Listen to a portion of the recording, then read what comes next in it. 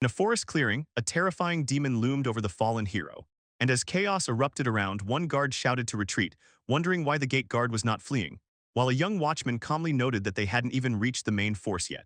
A mob soldier, who became the strongest thanks to deep knowledge of the game but now seeks to hide his true power, considering the unfolding crisis unimportant, rushed forward to intercept the demon.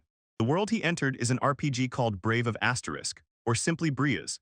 In it, players took on the role of the hero Alan, fought demons, and forged strong friendships, a game he was wildly passionate about even before his reincarnation. His past life ended suddenly. He died from overwork in an exploitative company, but considers himself lucky he was reincarnated among his beloved Briars, and now lives as a simple gate guard in the capital of Salentia. Reflecting on this, he hears a voice calling his new name Silva.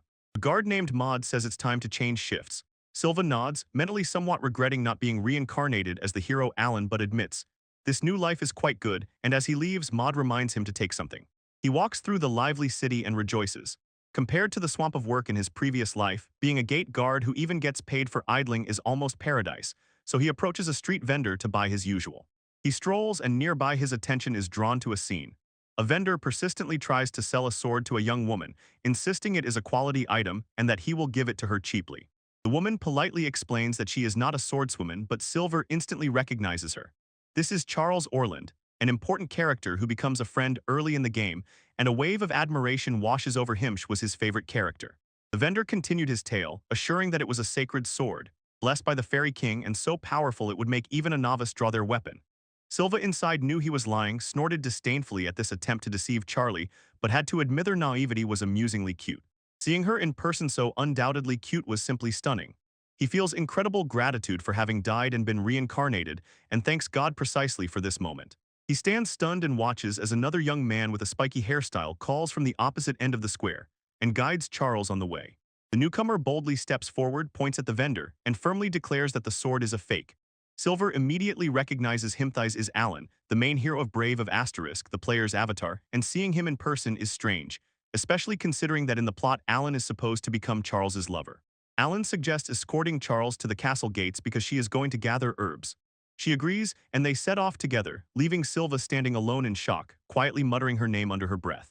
He looks sullenly as they leave when a merchant approaches him and insists, do not trust Alan's words, then offers to sell him a sword for pennies. The merchant enthusiastically continued praising the sword, assuring that even an ordinary person could become a hero with it, and his words completely captivated Silva's attention. His expression hardened slightly. He extended his hand, stopping the merchant's hands, and calmly declined the offer. He smiles softly and says that he is just a gatekeeper, an ordinary sword is quite enough for him. His simple refusal leaves the merchant puzzled. The old man calls him a weirdo and turns away, muttering that he should try to sell the sword to someone else. When the merchant left, Silva's determination became unwavering. He was not a hero, was only a background part of the crowd, and Alan took that role. This conviction came from his past life. He remembers being overwhelmed with work, and how playing Bryce was the only true solace. His memory only strengthens his desire for a simple life. He kept thinking about the world he found himself in and was delighted by how all the characters in this story seemed magical to him. Most of all, without a doubt, he liked Charlie, and he smiled, rejoicing that if everything went according to the original script, Alan and his comrades would save the world from the demonic threat and bring an era of peace. With an explosion of pure delight, he clenched his fists and realized that he wanted to see with his own eyes how this epicness would come true. His mind raced, he made a plan. The world was dangerous, demons constantly attacked people, so to survive strength was needed, and he decided to use his gaming experience for this, because his tactic in such games was always simple: to reach the maximum level as quickly as possible to move forward effectively and safely. But he quickly explained to himself, this did not mean that he wanted to replace the main character Alan. He always respected the original source. For him, using his knowledge for benefit meant only finding a place where he could train persistently for years and raise his level to the maximum. He would never forgive anyone who changed the original story, even if it were himself. It was enough to stand aside and watch how everything unfolded. His dreaminess was interrupted by the return of a colleague. Maud returned. Silva's face instantly lit up. He clasped his hands in joy and exclaimed that original works are the best. Puzzled, Maud looked at him and asked what he was even talking about. The senior guard laughed and waved off that strange comment, suggesting they go for a drink after the shift. Silva gladly agreed, gave a thumbs up, and declared that there is nothing better than beer after work. Maud, laughing loudly, noticed his subordinate's enthusiasm and asked if something good had happened. Before he could answer, a desperate cry for help rang out in the air. Silva sharply turned his head, trying to understand what was happening. His eyes widened at the sight of a monstrous spider demon that appeared within the city walls and hissed ominously. Maud froze in horror. While the other guards fussed, Maud turned to his partner. "What was that, Silva?" he asked. Silva, stunned, mechanically whispered the name of the event, Wedge Day, but quickly snapped out of it and stammered, saying it was nothing. "But I definitely knew that this was Wedge Day, an event that happens once a month before the main story truly begins to unfold. It is a time when demons, who usually never work together, unite to attack the kingdom, and according to the game scenario during this event, there are no serious destructions. The hero quickly exterminates the demons. But when the attack began, Maud, the senior guard, roared at her people, ordering them to tighten their ranks. They had to hold the line until the hero arrived. This creature is only a first-level demon, and it had very little power. Yet it was still too strong for an ordinary soldier. Silva watched as his comrades fought. Their blades barely touched the beast. He thought that pulling the demon out alone was not that difficult, but he did not want to radically change the plan, so he decided just to stand at the gates and hold it back. His thoughts were interrupted by Maud's scream. The creature hit her, and she cried out in pain, and Silva's gaze hardened. When would the hero finally appear? Instantly, Silva was beside her and anxiously asked if she was okay. Maud waved it off and assured that it was just a scratch. But when Silva turned around, the demon had already disappeared, and he, clenching his fists, cursed that creature for daring to touch Maud and then ran away. Watching this uncharacteristic outburst of emotion, Maud froze in surprise and himself wondered if Silva had always been so quick on his feet. Meanwhile, far from the chaos near the city gates, Charles Orland was calmly resting on the bank of a quiet stream, and nearby Alan was splashing happily in the water. Having gathered herbs, she decided it was time to join Alan again and began pulling on her boots. She froze suddenly. There was a rustle in the nearby bushes, and it immediately caught her attention. Listening to the rustle in the thick leaves, she called out, asking if anyone was there. There, Silva rushes through the forest, pursuing the enemy. He notices his incredible speed and thinks to try to cripple him by cutting off one of his legs. Suddenly, his eyes widened in shock. He braked sharply, his gaze fixed on Charles Orland, who was standing ahead and cleaning something. He froze, stunned, not understanding what she could be doing here. His thoughts raced. He struggled to pull himself together, because with strange certainty he knew that Charles should not be here, that it was against the rules of the game, and a wave of panic overwhelmed him as he realized. Her life was in danger, a fate she should not have to face. His fear came true. Behind Charles suddenly appeared a terrible dark-skinned demon with white hair, raised a clawed hand to strike. And when she screamed in horror, Silva roared a challenge, drew his sword, and swore that the creature would not touch her. He lunged forward, unleashing a powerful technique, the sword style of Zaylansha, Whirlwind. And in a lightning-fast vortex of movement, his blade sliced through the demon's body, intercepting the attack just as Charles fell backward. The demon's body collapsed to the ground, defeated. Silva sheathed his sword. The danger was behind. Nearby, Charles sat on the ground, covering her mouth in relieved shock. When the threat had passed, he gave all his attention to Charles, and a soft worry appeared on his face. She raises her gaze to him, her cheeks flushed with a blush, gratitude and relief playing on her face. He rushes to her, losing his composure, panically asking if she is okay and if the demon managed to wound her. Charles, still agitated, assures him that she is fine. He froze, adrenaline fading, and suddenly horror swept over him. He realized that he had just behaved completely inappropriately and accidentally exclaimed, "Oh no, I did it." His embarrassment was interrupted by Charles, who asked who he was. Misunderstanding the question, he mechanically replied that he was just a gate guard. But she, with a gentle smile, explained that she was not asking about his profession. She wanted to know his name. Name? She leaned closer, sincerely pleading, "Please tell me your name." The directness of her request made him look away, a blush rising up his neck. The unexpected turn of events stunned him. His life, this whole plot, had wildly gone off course. Charles's voice cut through his thoughts. She thanked him and exclaimed his name. Finally, he was able to respond, stammering, "I am Silva." While Silva was on duty at the castle gates, panic gripped him for a moment.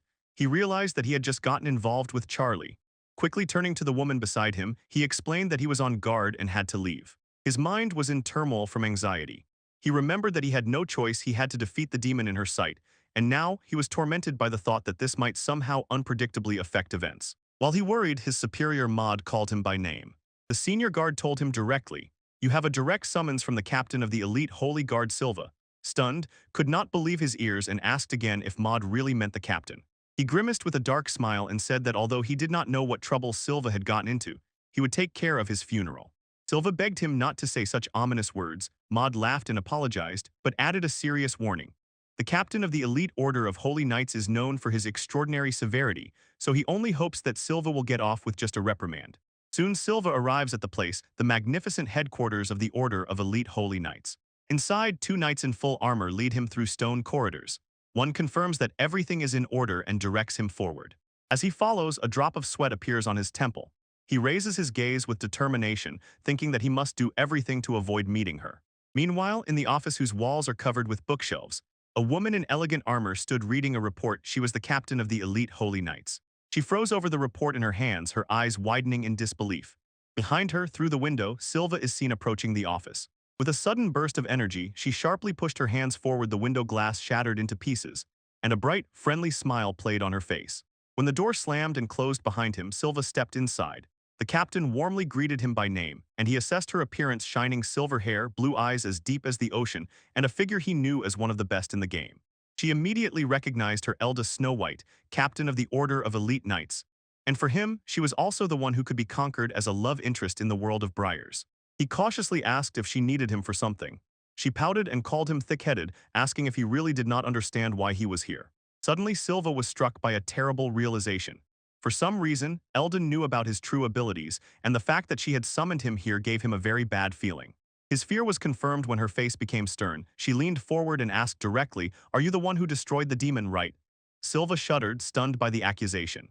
You pretend as if you understood nothing, asking what she meant, and Elda explains in detail, recalling that recent demon attack and the report that the demon's corpse was found completely torn to pieces. She did not stop. Step by step, she analyzed the case and stated that the demon showed signs of defeat from a technique called top. Except for the hero, the only person capable of this was the captain of the Order of Holy Knights, but he was not around. She fixed him with a gaze and demanded to know who else could have done it. After this, everyone fell silent. Eldolin intervened, stating that it was time for him to face the truth. A person of his skill level, she insisted, must dedicate himself to serving the country as a knight. She brushed off the accusation, emphasizing that she had deliberately excluded the hero from her interrogation. He wonders aloud if that hero was the one who defeated the demon, but inside he is consumed by one thought. If he confesses, his peaceful life will instantly collapse. Captain Elda taps her finger on the table, dismissing his theory as naive, explaining that a hero must report every demon purged to the country. But no one officially knows about the spider's defeat, and leaning forward with a keen smile, she declares that she will not tolerate this and demands that he accept the situation and join the Night Sword. Her face twisted with shock and disbelief at his constant refusal. She demands to know how he can still deny it, and from the other end of the room, Silver sharply replies that she has no solid evidence. Irritated, she does not understand.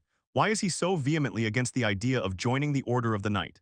She begins listing the benefits: a generous salary and many other perks from the country that would far surpass his current position. Although he acknowledges her correctness, he immediately voices his reservations.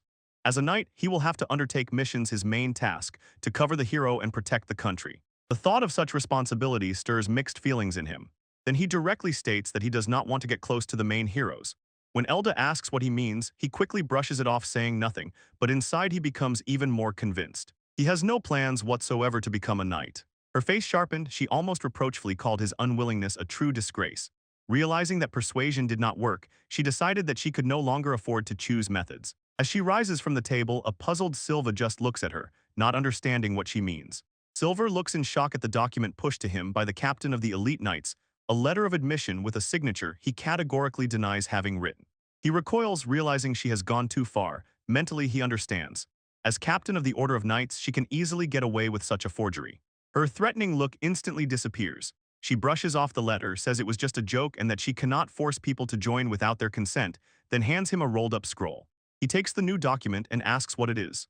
The captain explains that she will abandon the idea of inviting him to join, but instead asks him for a favor. On the paper is a sketch of an unfamiliar man. She recognizes that man, Brajo Bertoli, a candidate seeking to pass the entrance trials to the Knight Order.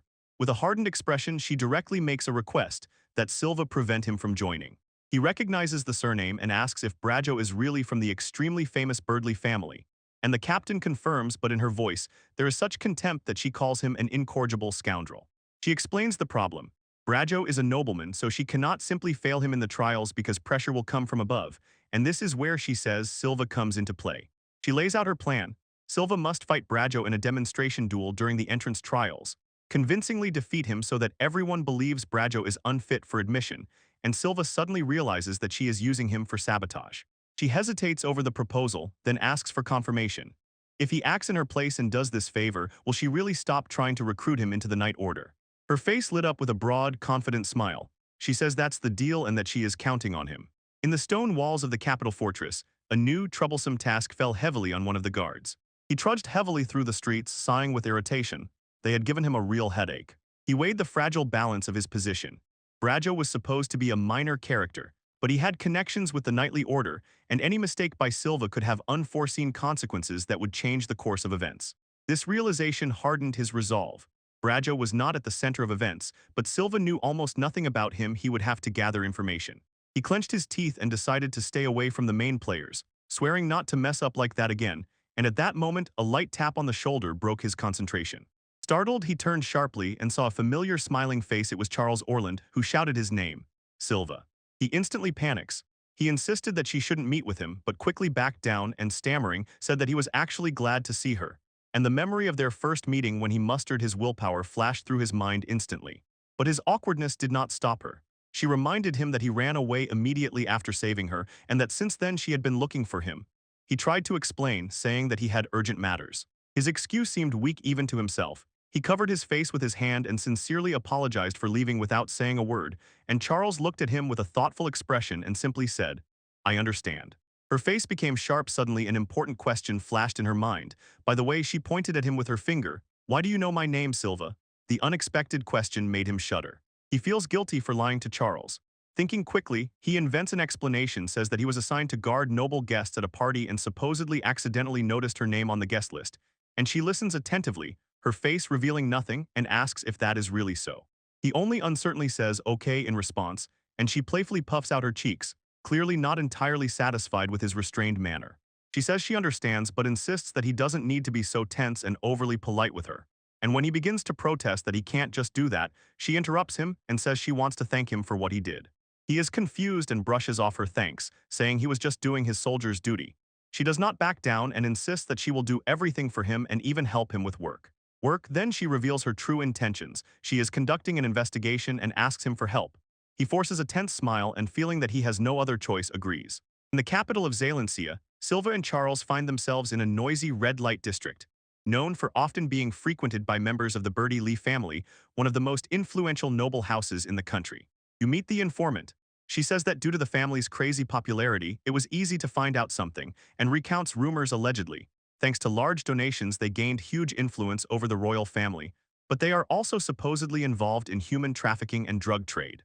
Having received this grim news, Charles slightly blushed and glanced at Silva as they walked the crowded streets, attracting curious looks from the locals. He is convinced that according to the received information, their target is somewhere here, in this area. Noticing her silence, he turns to her and asks what happened. Her face flushes with a deep blush. She covers her mouth with her hands and shyly asks him where exactly he intends to take her. He gapes in shock, understanding her hint, and in panic insists that she misunderstood everything. Seeing his reaction, she giggles, admits she was only joking, and adds that she hopes they will soon find that Brajo. As it turned out, their target is Brajo, known as a real loafer. He spends his parents' money, buys mountains of alcohol every day, and wanders around drunk. Walking down a quieter alley where such a man would usually stand, Silver Wonders appeared. Charles confirms that she knows he is in the red light district, but suggests that they might have arrived too early. And at that moment, a loud rumble escaped from Silver's stomach. He blushed with embarrassment because he was afraid that his stomach would betray him in front of his companion. Apologizing, he awkwardly asked Charles if she was hungry and wanted a little snack. He agrees, deciding to look for a restaurant with tasty food, and Charles admits that she is also starving. Her eyes lit up. She points to a nearby establishment, smells a pleasant aroma from there, and suggests checking it out. The advice turns out to be successful. Inside, Charles takes a big hearty bite of a hamburger. Her facial expression is pure delight. While she eats, Silva looks at her with surprise. He remembered reading that this noblewoman adores hamburgers, but seeing it live turned out to be unexpectedly cute. He continues to watch, and Charles sighs gloomily. What a pity that she can never grab a good piece. Silva says there is nothing to be done, she has such small hands and mouth. She gazes at her dish, pondering the problem.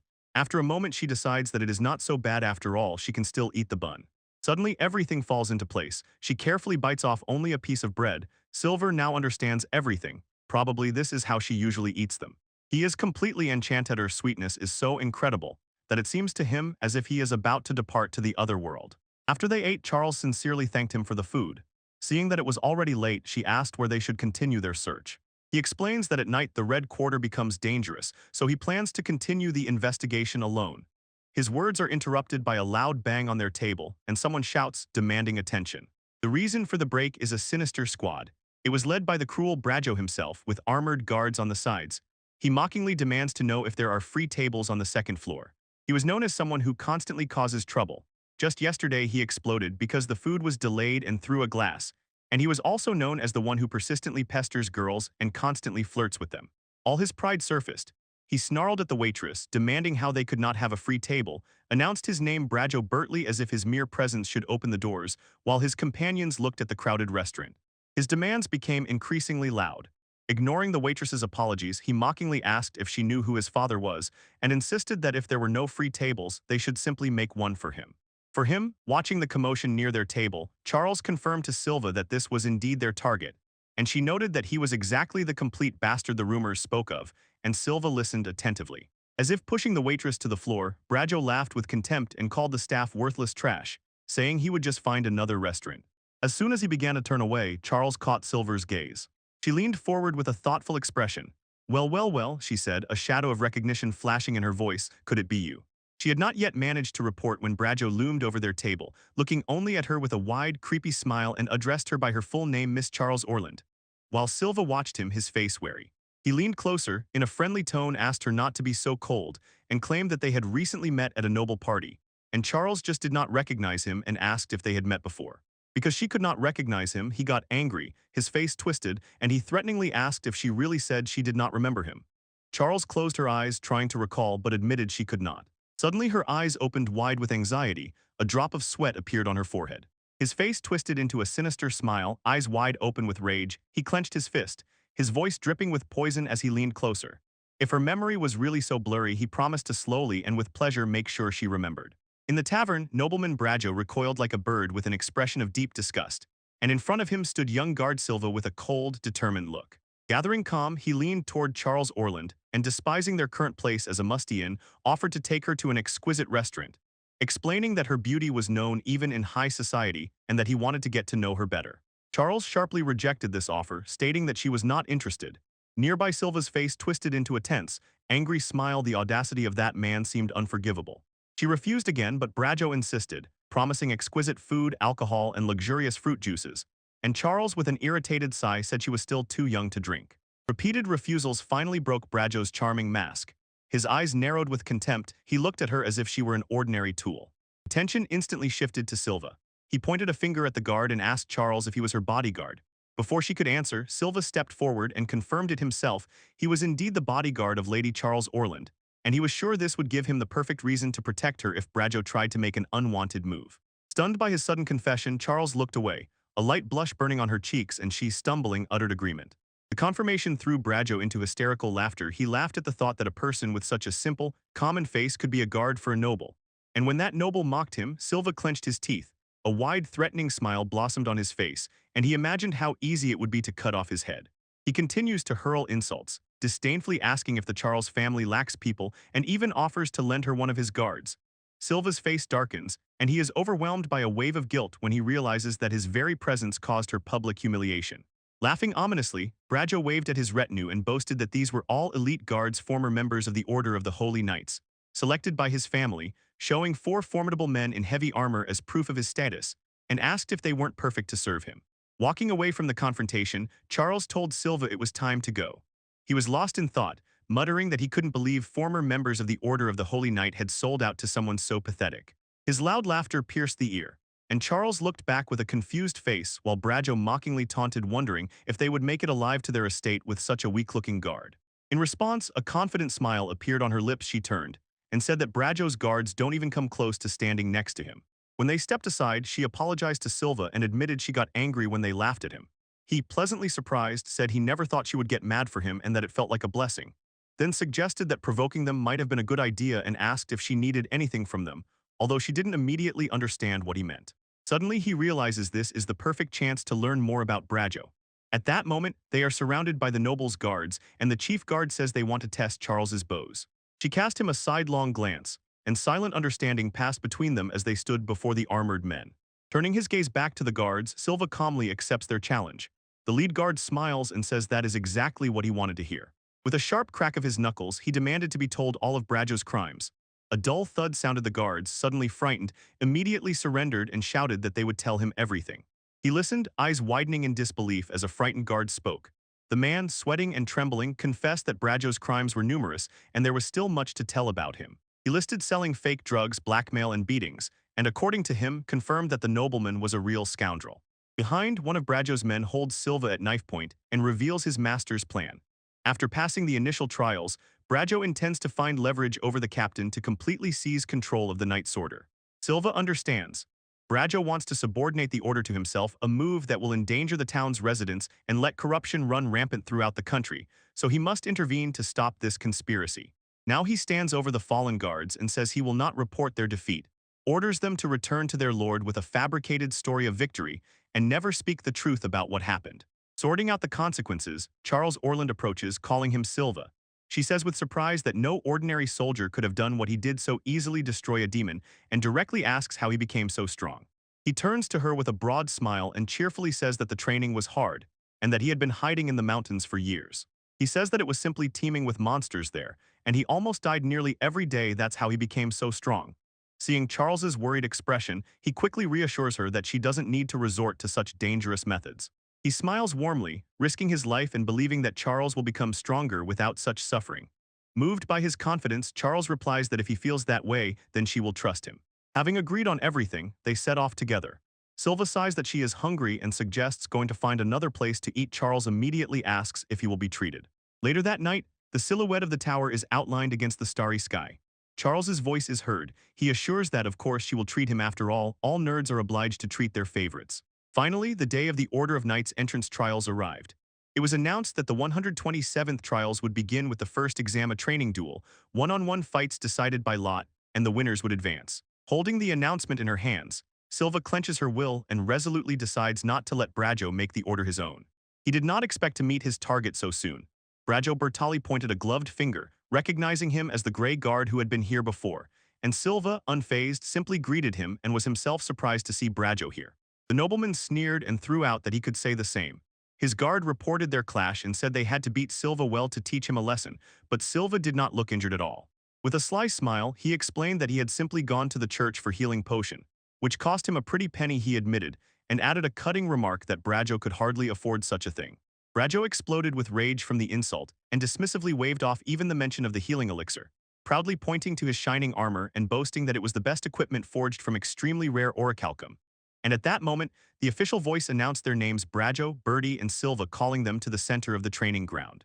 When Brajo realized they would be opponents, he burst out with a contemptuous laugh, called Silva a loser who didn't even believe in his own luck, and Silva simply calmly admitted, "You are right, Sir Brajo."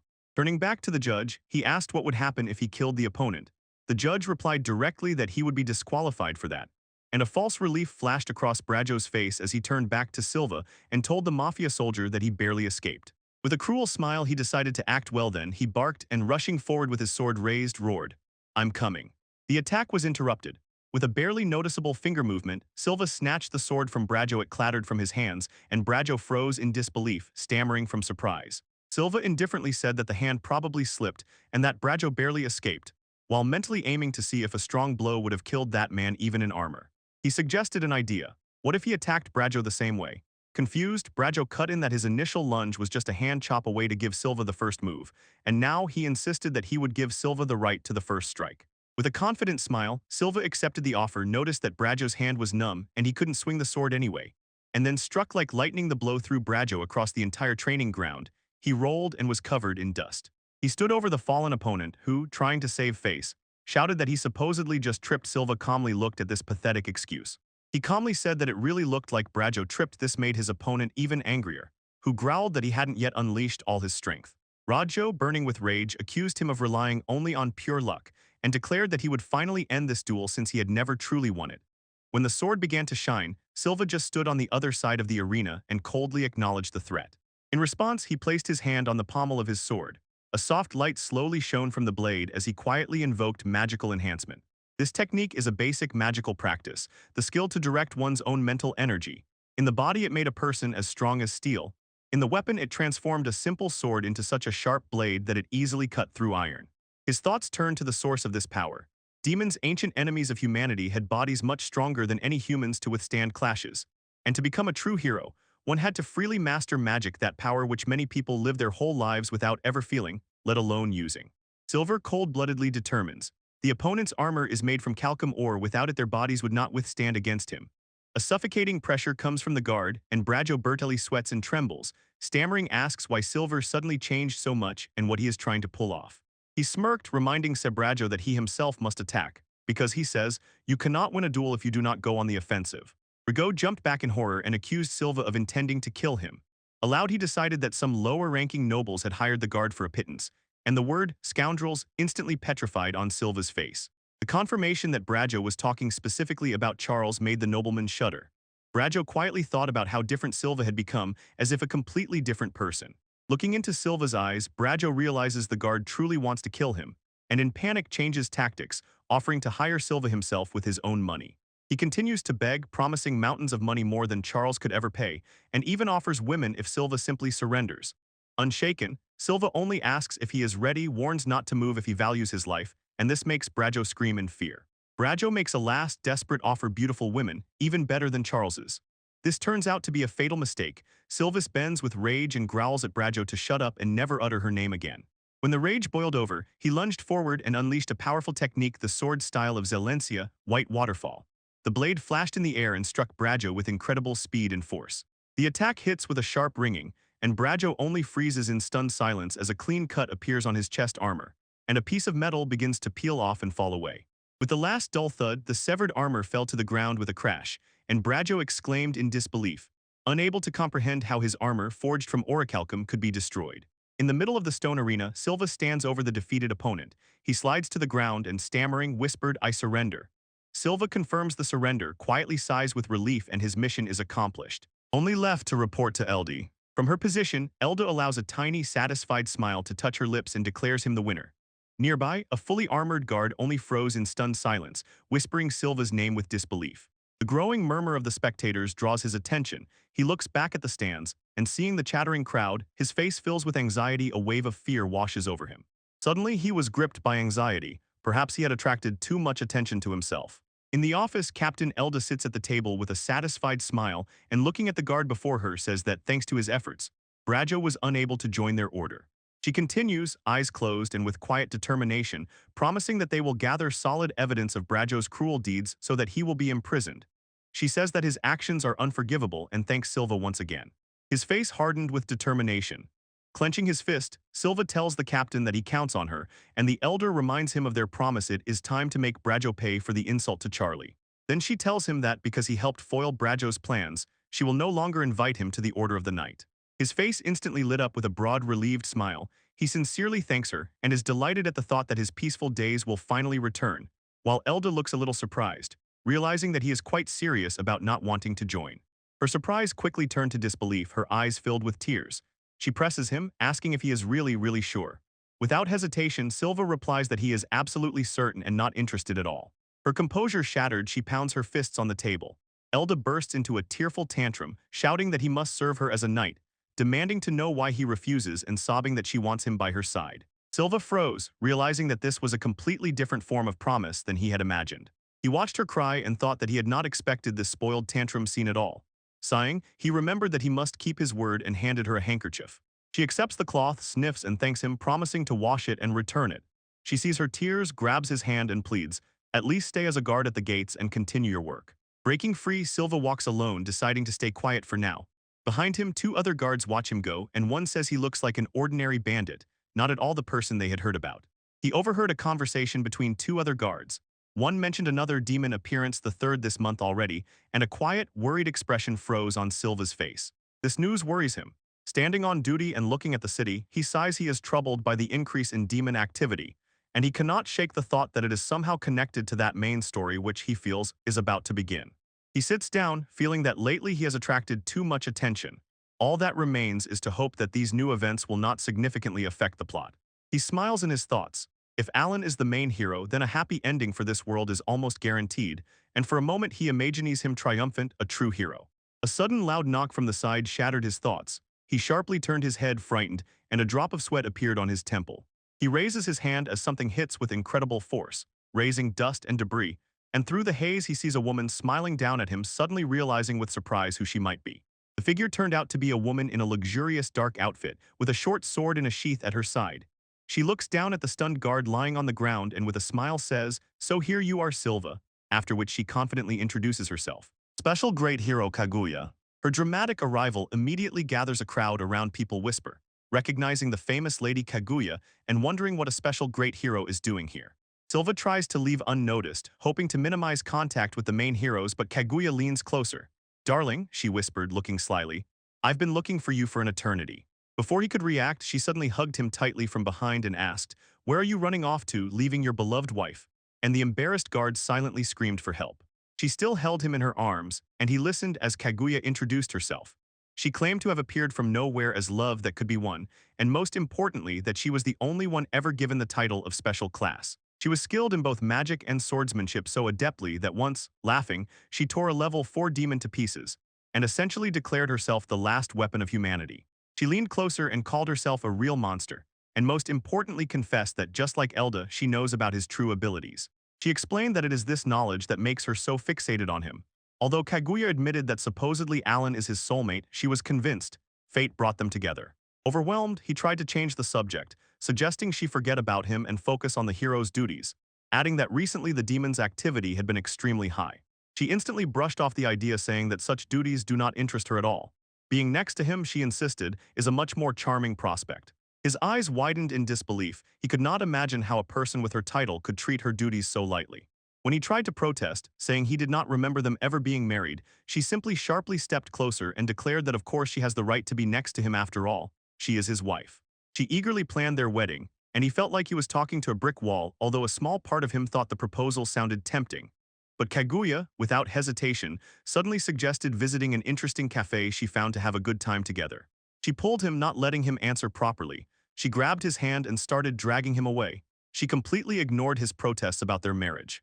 Meanwhile, at the Holy Knights Order headquarters, Elda was reading a report at the table, and her face darkened. The order again failed to catch the cursed demon. She stands in her office with only one name in her mind, Silva, and blood boils with despair and anger. Recalling the failure, she is sure that if he had been with them, everything could have turned out differently, and with a sharp crack her fist hits the table. After the emotional outburst, she approaches the window, crossing her arms, looks at the city below and sinks into memories. Her eyes catch on a small folded wallet left on the windowsill. The subject returns him to the center of her thoughts. He was strange, she thinks, and even now in such a difficult situation, she somehow expects him to do something extraordinary. Her thoughts suddenly take her back to the chaotic battlefield. The desperate cry of a knight echoes. The hero has been taken.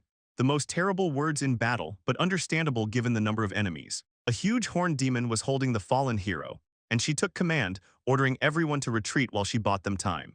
She knew that reinforcements had already been called and Kaguya was on the way, but wounded, she doubted how much longer she could hold out. While there was still time before their arrival, she decided to fulfill her duty and thin the ranks of demons herself to reduce the damage. The fight was exhausting. She thought that if these were just first-level demons, she could handle them even wounded. However, against 2 second-level demons, it was already too difficult. A sudden sharp blow sends a wave of pain through her entire body. The clawed talon of the demon sinks deep into her side. She grits her teeth, enduring unbearable pain. Gathering her willpower, she mentally tells herself that she is not going to sacrifice herself in vain. A faint light begins to barely break through her armor. She rushed forward, swinging and releasing a wide strike that cut through the chest of the horned demon. The creature simply smiled, unshaken and indifferent to the beast. She slipped past, desperately trying to reach her comrades. The demon roared as if saying, "Not so fast," and jumped into the air to intercept her, a terrifying sight against the backdrop of her knights, who were frozen with fear. She clearly remembered him from that day. He was not a knight in shining silver armor, instead he wore worn steel armor and simple boots, but it was he who stood and looked the demon straight in the eyes. She began to shout a warning. He interrupted her, saying that they hadn't even reached the main event yet. And then he rushed forward, swinging his sword and shouting some incomprehensible words. Elda could only watch and thought that his efforts were in vain. But Kaguya, who was also nearby, saw it quite differently. Elda recalled how he looked at that moment and thought that it was undoubtedly the most beautiful night of all she had ever seen. The memory faded. Returning to the present, Elda told Sylvie that since that day she had tirelessly asked him to join the Order of the Holy Knight, but with a hint of irritation, added that he always refused this opportunity. She grabbed him by the collar, her voice burning with confidence. She told him that she felt he was given power precisely to protect this world. The next day, Elda arrived at the attack site, and the night shift greeted her, surprised to see her appear in person. That night, 2 victims were reported. He explained that it was probably the work of a cunning demon. There were almost no traces left, so Sir Hero needed to be called. She confirmed that she had already asked him to come, but since they knew nothing about their target, the investigation was currently the top priority. She ordered the night shift to continue the report, and he confirmed. She continued that both victims were women, their bodies bore bite marks, and it seemed their blood had been sucked out. Finding no other traces, he assumed the demon was probably higher than the third level, and Elda's face turned to stone at this grim news. What a horror. Before her unfolded true devastation. The bodies were scattered on the floor in a tangled heap, their clothes torn, faces frozen in silent screams, a gruesome testimony to the demon's brutal attack. Clenching her fist in irritation, she turned to the knight nearby and ordered him to relay the message to the other knights and summon Gateguard Silva to the Order's headquarters. Then her voice rose. All holy knights and soldiers went on full combat alert, and the reconnaissance regiment was ordered to immediately expand the search radius. Surrounded by armored guards, Kaguya leans closer to Silva, beaming with excitement over their first joint mission, and gently calls him dear. While Silva, clearly embarrassed, firmly demands that she stop using that phrase. He inwardly regrets the situation. Yesterday was already difficult for him. Kaguya was on his heels, and now he was assigned to investigate the demon attack, and he feels he is in deep trouble. The action shifts a few hours back. During a briefing with the captain of the elite knights, Elda, Silva asked her about the vampire, and she confirmed. He explains that vampire is the popular pseudonym of the one behind the demonic attack that happened recently. Continuing the report, she told him that there were two victims. Their bodies were found completely drained of blood, with clear bite marks on their necks. Turning to the present, Silva aloud asks what Kaguya is doing here. She clings to his arm and with a smile says she is doing what she wants, and it has nothing to do with the captain, who looks at them sternly. With one sharp movement, Elda slapped Kaguya's hand away from Silva and shouted for that libertine to get off him. She pushes Kaguya back, insisting again on her point. Kaguya, not at all confused, calmly notes that she just took his arm. Kaguya calls the captain uptight. Elda fiercely replies that she is having a serious conversation. You pull yourself together, muttering seriously under your breath before saying that they need to get back on the right path. She began to lay out the details of their goal. Behind the demon attack was likely an evolved blood creaturia predator capable of taking human form, and this very ability explained why it had not been found yet. Moreover, its power level was estimated to be over 3.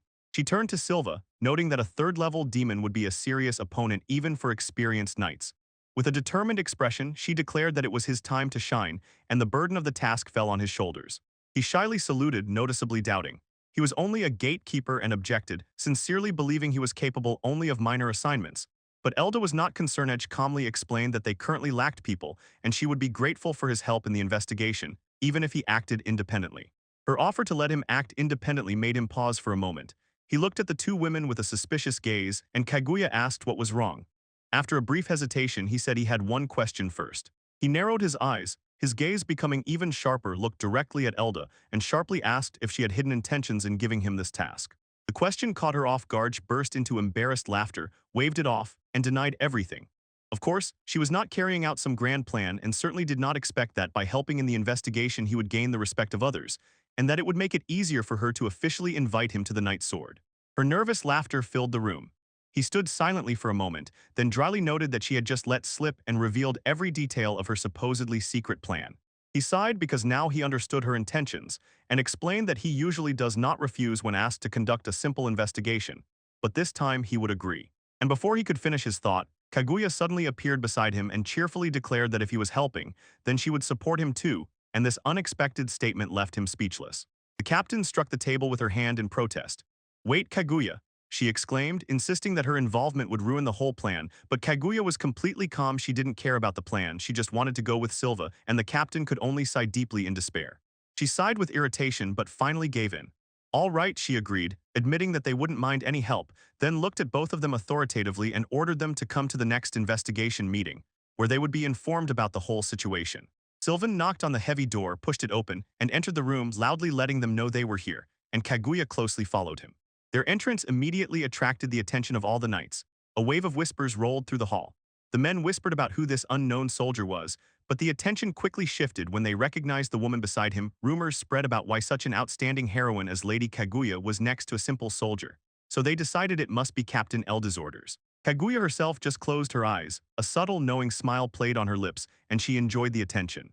In the spacious meeting hall, whispers echoed off the walls, and the large round table silently awaited the guests. Silva and Kaguya stood together, noticeably apart from the other knights who continued whispering among themselves. In the briefing room, Kaguya approached the table where several knights were seated, among them the embarrassed Silva. She smiled brightly and asked if she could sit with them. Silva stammered in agreement. She thanked them and sat down.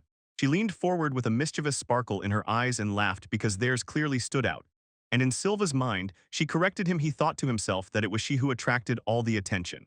Everyone settled around the large round table. The night watchman raised his voice and announced that the meeting on the vampire attack investigation was now beginning. He started by briefly summarizing the known facts for the group. They needed to lay out what they knew, starting with the two victims both in their 20s, whose bodies were found in the northern part of the capital. When the gruesome details were revealed, Maud hissed curses at those vile demons, and nearby Silva listened, and suddenly it dawned on him. This attack was never in the main story of Brea's.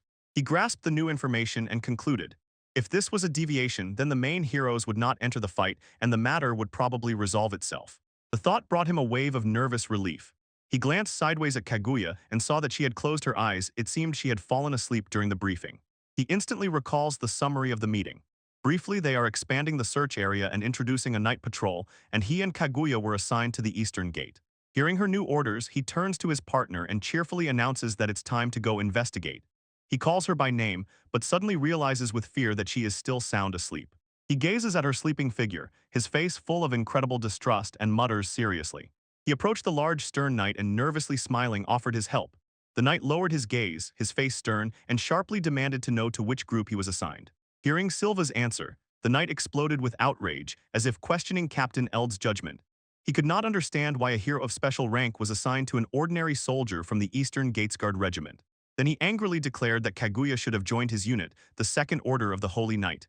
Silva immediately understood everything. The man was trying to poach the heroine to claim all the glory for himself. The knight leaned close, his voice thundered with a low roar warning Silva about his audacity. Silva was not afraid and calmly said that deciding was not the knight's business. His anger grew. The knight pointed to the sleeping Kaguya and ordered Silva to immediately withdraw from the investigation, stating that it was far beyond the capabilities of a simple soldier. When Silva began to explain that he was carrying out a direct order from the captain of the Order of the First Holy Knight, the man lunged forward and grabbed him by the collar, barking that they were the Order of the Second Holy Knight and did not recognize the First Authority, while the subordinate nervously watched, feeling that his commander was going too far. He pushed Silva back and roared that as respected members of the second rank, they could not tolerate the first surpassing them in anything. Suddenly, his subordinates trembled, feverishly trying to warn the commander about someone's presence right behind his back. A cold voice cut through the air, "Be silent." The knight froze, a drop of sweat glistened on his forehead, and he looked around in confusion.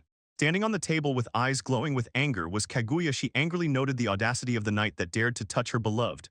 Dark energy swirled around her, and Silva, now freed, looked amazed and begged her to calm down.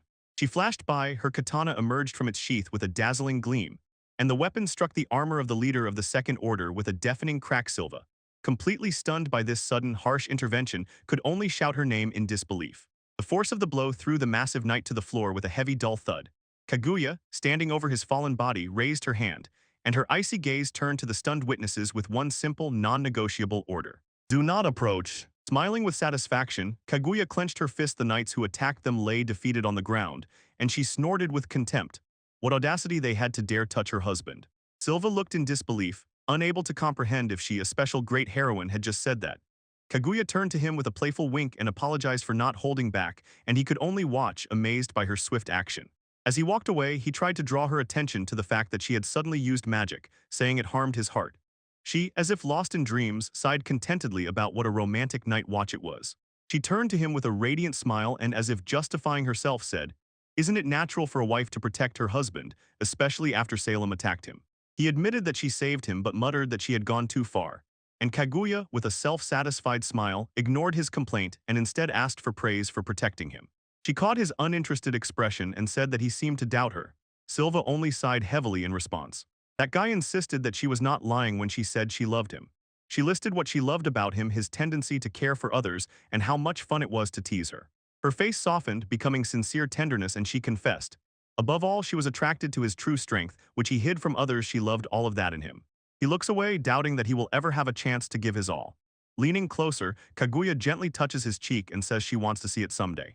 She hovered in the air before him with a slight smile, thoughtfully says that responsibility is an integral part of strength, though she pretends not to know this, and below Silva remains pondering her words and quietly repeats, "Responsibility." She stood next to Kaguya under the night sky and lifted her eyes upward, called him by name, pointed to the bright full moon, and whispered with admiration how beautiful it was. His eyes followed her gaze intently and absorbed every detail seen. He nodded in agreement but couldn't resist asking about her origin. Kaguya turned to him with a serious expression and posed a hypothetical question. If she said she was born from the moon itself, would he believe such a story? The question stirred an old, painful memory in Kaguya. She saw herself as a child chosen as a vessel for hidden experiments to extract the magic of the moon. Shadowy figures watched her, and one of them knew who she really was. This power from the moon made her the strongest, but the price was her tears. Returning to reality, Silva answered her hypothetical question instantly and sincerely without hesitation. He said he would believe her, and this completely took her by surprise. Surprise melted from her face and changed into a warm, relieved smile. She laughed quietly, glad that he believed her, and whispered thanks. Then he explained his thought. Supposedly, if you believe that she is from the moon, the very idea of her becomes simply romantic. His unexpected explanation left her speechless. The word romantic echoed in her mind. She froze, a blush rose to her cheeks, and she tried to comprehend his remark. Her composure crumbled. Flustered, she pointed at him and exclaimed that he had finally started blushing, jokingly accusing him of emotional abuse for teasing his wife. And he calmly and directly reminded her that she was, in fact, not his wife. His own sharp correction seemed to catch him off guard. He fell silent suddenly. He realized that those words were inappropriate. His thoughts were interrupted when a strange smell wafted through the street, and his face froze with a suspicious expression. He and Kaguya stood alone in a quiet alley, the unfamiliar smell instantly alerting him. The smell immediately turned into a piercing scream from the depths of the city. Silva turned and called Kaguya, and she confirmed that she heard it too, and when they moved toward the sound, he was struck by a fearful recognition. He knew this smell.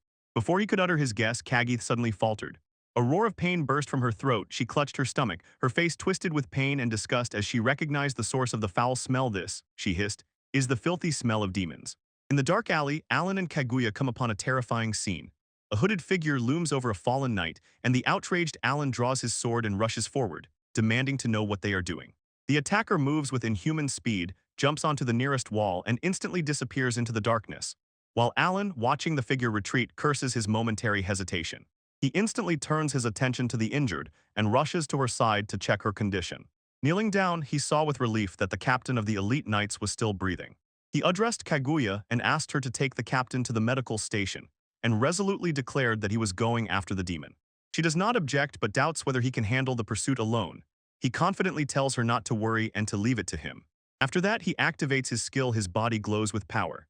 He shouts about magical enhancement and under the full moon leaps into the air, rushing from rooftop to rooftop across the city. His eyes scan the darkness and instantly fix on the target. He has found him. He increases his speed, dashes across the rooftops, and shouts at the figure to stop. The killer is incredibly fast, but Alan is closing the distance. Suddenly, the assassin's cloak breaks apart into a swarm of flapping creatures.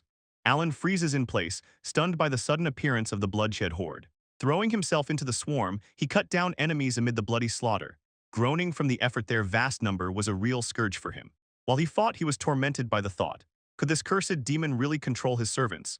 Alan did not notice this. Another young man stood nearby with a piercing, knowing gaze and immediately recognized the technique. The sword style of Alencia. He embodied the style in practice and unleashed a powerful wild strike that scattered the bats. The hooded figure jumped back, surprising Alan, who, holding his gaze on the target, said he had finally caught up with her. The expression of the figure in the hood tensed. A flash of irritation ran across her hidden features. Ignoring Alan's pursuit, the killer turned and fled, but the bloody creatures left behind attacked him again. Wait. He shouted, frustration bursting out, and having no other choice, he summoned his power, causing his sword to shine with dazzling light. The dark-haired swordsman shouted and swung his blade, but the hooded assassin shattered into a swarm of shadowy figures resembling bats upon impact, and a sharp, piercing sound echoed in the alley. He watches as the last figurion bat silhouette flies against the full moon. Standing alone, he sheathes his sword and irritably realizes his target has escaped. The night shift ended. He is going to the local clinic's windows flood the darkness with warm light. Inside, Kaguya meets him, greets, and asks if he returned empty-handed. The swordsman sits on the bench, apologizes for letting the creature escape, but says he saved a life with something called hemanitic, and Kaguya immediately asks if he was injured. He lowers his gaze, admitting that chasing alone was a mistake. Kaguya tells him not to torment himself over it, and hearing her, he raises his eyes with a slight smile. Relief can be read in it. She thinks if this creature managed to slip away from him, then the others would have no chance. Her gaze stops on a piece of dark fabric in his hand as if it could be a clue. He examines it, his determination grows stronger, and he vows to catch it next time. Haja shown she liked his renewed zeal so much, and the swordsman, embarrassed by her praise, turned away and shyly asked her to stop. When they leave the clinic, he thinks about their trouble. The search for demons led to nothing apparently. Someone is covering for them. He understands that these hungry demons will probably attack again soon, and they need to be stopped to prevent new victims. He looks up and sees Kaguya settled on the neighboring roof quietly humming a melody. He calls her and explains that the only clue is a piece of fabric stained with demon blood. Looking up at her, he decides to take a risk and asks Kaguya to try smelling the piece of fabric. He extended the piece of fabric and asked if she could track the demon by its scent. He reminded her of her previous statement that she could recognize such smells, but Kaguya only looked confused in response. She explained that although she is sensitive to the smell of demons, her nose is not sharp enough to track them. She indignantly rejected this hint and firmly stated that she is not a dog, although he insisted that he was counting on her. Her words shattered his hopes. He sank into despair, muttering that his brilliant idea had led to nothing. Seeing his dejection, Kaguya's face completely changed. A burning determination flared within her, cat ears suddenly appeared on her head, and she declared that if that was his wish, she would do everything for him, proclaiming it her duty as a wife and her readiness to become a cat or even a dog for him. Her fiery proposals grew stronger each time. She promised to lick his boots or even take off his clothes. Embarrassed by her pressure, the swordsman Silva shouted for her to stop, insisting that he was the one who should apologize. The flustered exchange of remarks was interrupted when Charles Orland appeared. He called Silva and asked what they were doing, and she explained that she was looking for him and proudly reported that she had passed the written exams excellently. She eagerly gave a big thumbs up, genuinely impressed by her achievement. Kaguya, however, looked at the newcomer with a sharp, competitive gaze, quietly asking who this young woman was, and Silva immediately felt that a rivalry was brewing between them. Charles was surprised and could not believe that Kaguya did not recognize her, and explained that she was a student of the Hero Academy. Silva quickly intervened and introduced Kaguya as his friend, to which Kaguya hesitantly agreed. But this name suddenly sparked recognition in Charles. He instantly realized that she was speaking with a famous heroine of a special rank. She thought in shock that a simple hero candidate like herself ended up below someone of Kaguya's level. And gathering herself, Charles told Kaguya that she sounded full of potential, and it was a great honor for him to have this conversation, a rare event that Silva watched with admiration. Embarrassed, Charles Orland stands before Kaguya.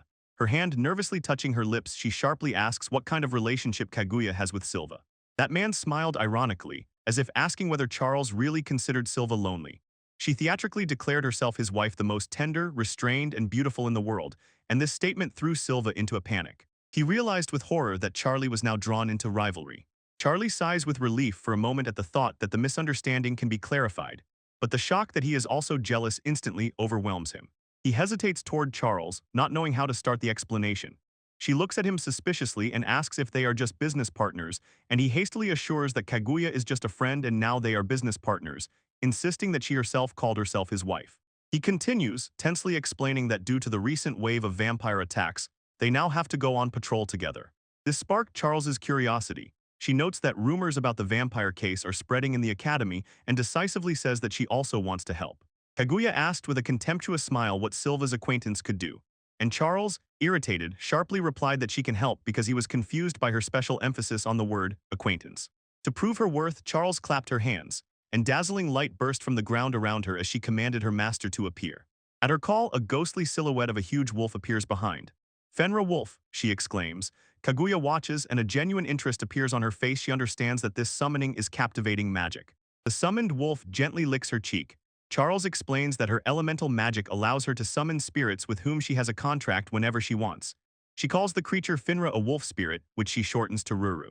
When she stood next to her newly named spirit, Silver smiled what a cute name, Ru, and added that elemental magic is considered an almost omnipotent skill, invaluable in battle and reconnaissance. The wolf simply quietly barked in response, immediately attracting Silver's attention.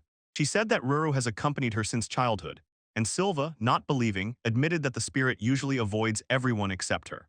He reached out his Handan, couldn't believe his eyes. The wolf spirit allowed him to touch. He understood how important it was, recalling that even Alan could only pet Ruru when his bond with Charles reached its absolute peak. The spirit responded with genuine joy and rolled onto its back. Charles Cute watched this spectacle sweetly, and Silva gladly agreed, stroking the wolf's belly. But Hagya was not met so warmly.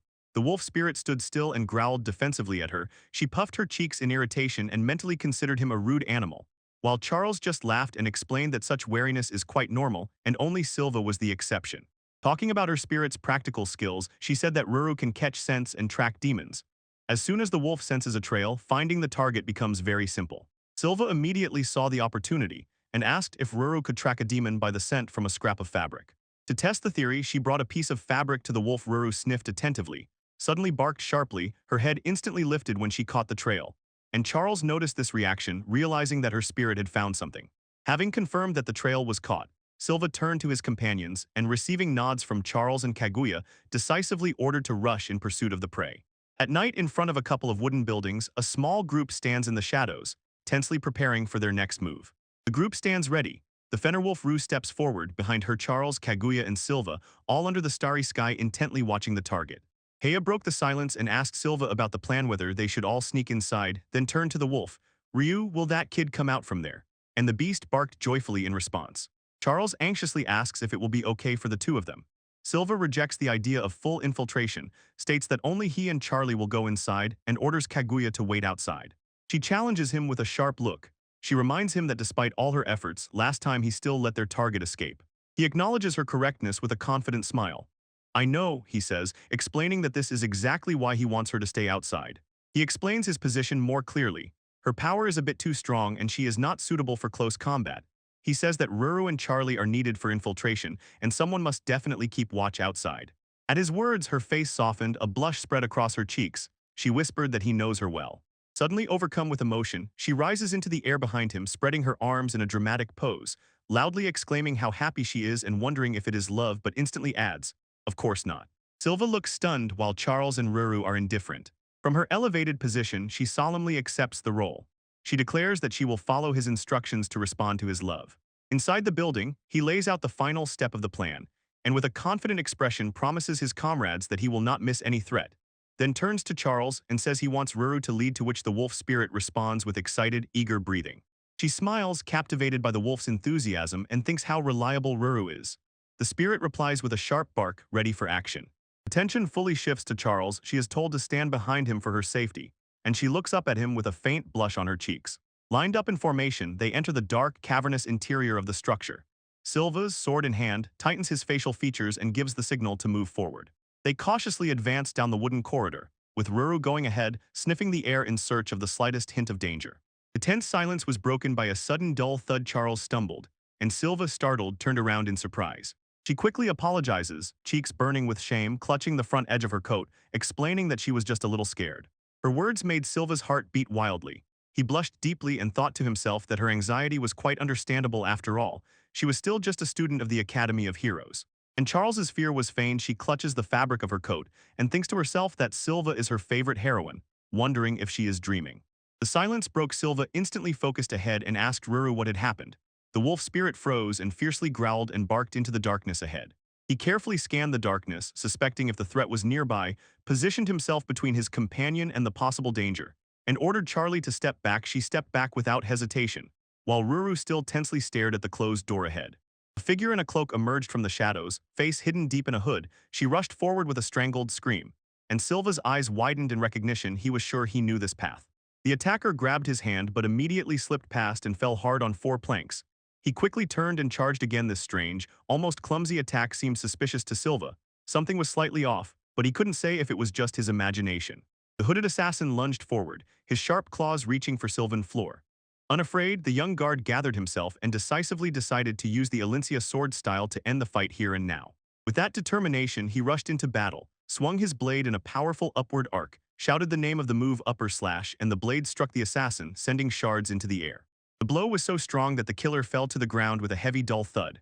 Silva, breathing heavily, looked at this sudden outcome with disbelief. The defeated lay motionless, and they could not help but wonder, was his enemy really supposed to be so weak? His thoughts were interrupted when Charles Orland appeared at the neighboring door with Finner, cautiously asking if he had managed to neutralize the assassin. He approached and said it was an incredible strike. Silva looked away, blushing slightly, waved off the praise, and insisted there was nothing special about it. He speaks and suddenly a barely audible rustle grabs his attention. Charles notices the distraction and asks if he hears something. He confirms, and they decide to find the source of the sound. In a moment, Charles notices something in the darkened corridor ahead. "Oh, there," she exclaims, pointing the way to Silva and Fenrir. She leads them to a stack of large crates, from which rustling and creaking sounds come. Carefully peeking over the edge of the crates, they simultaneously widen their eyes at what they see, and Charles begins to speak, not believing it. Behind the crates, a shocking discovery unfolds. A group of women, tied up and gagged, huddled together in despair, weakly moaning and trying to break free from their bonds. Silva and Charles froze, looking at the scene in horror. He loudly asks who these people could be. His face shows a mixture of shock and anxiety. Suddenly, a bright voice cuts through the tension. Captain Elder of the Elite Knights appears with a radiant smile and loudly greets Silva for a job well done. He turns, surprised by the appearance of his commander, and at that moment receives a blow to the head. Elda glows with amazement. He not only defeated the monster but also saved the captives. Kaguya, irritated, twitches from the side, reminding the captain that she was also nearby. Clicking her tongue disdainfully, Elda turned to Kaguya and briefly acknowledged that she also did well, and Kaguya simply replied thank you, though her face still showed irritation. Then the captain says she's going to inform the superiors that Kaguya, Charles, and the guard Silva safely dealt with the vampires. Silva, with a tense smile, quickly asks her to wait a second.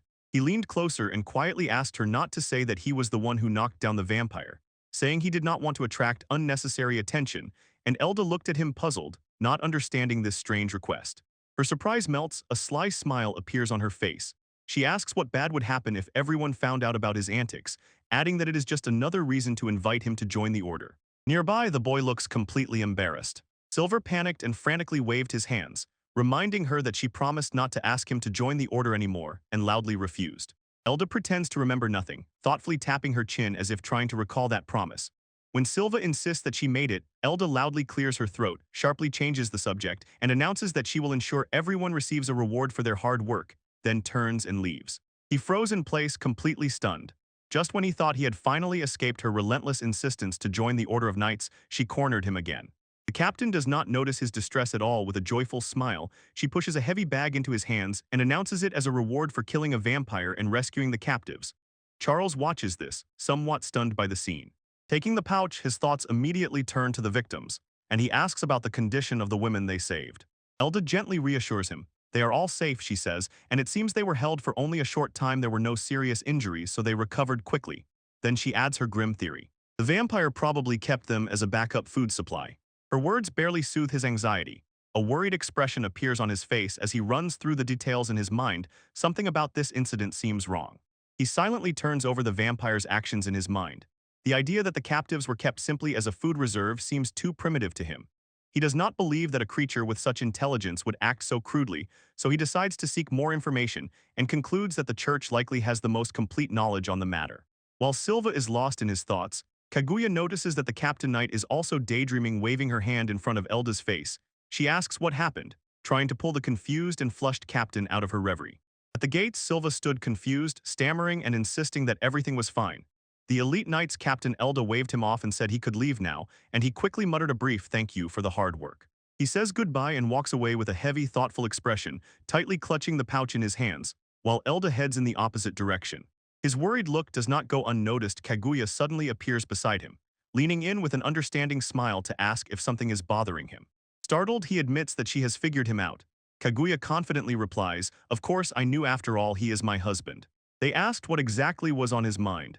He talks about that persistent suspicion he can't get rid of something he is still processing. She finds his concentration endearing. She lightly giggles and says that when he is deep in thought, he looks wonderful, like a detective. Embarrassed, he asks her to stop teasing him. Agya announces that since their case is technically resolved, she is going to replenish her mana.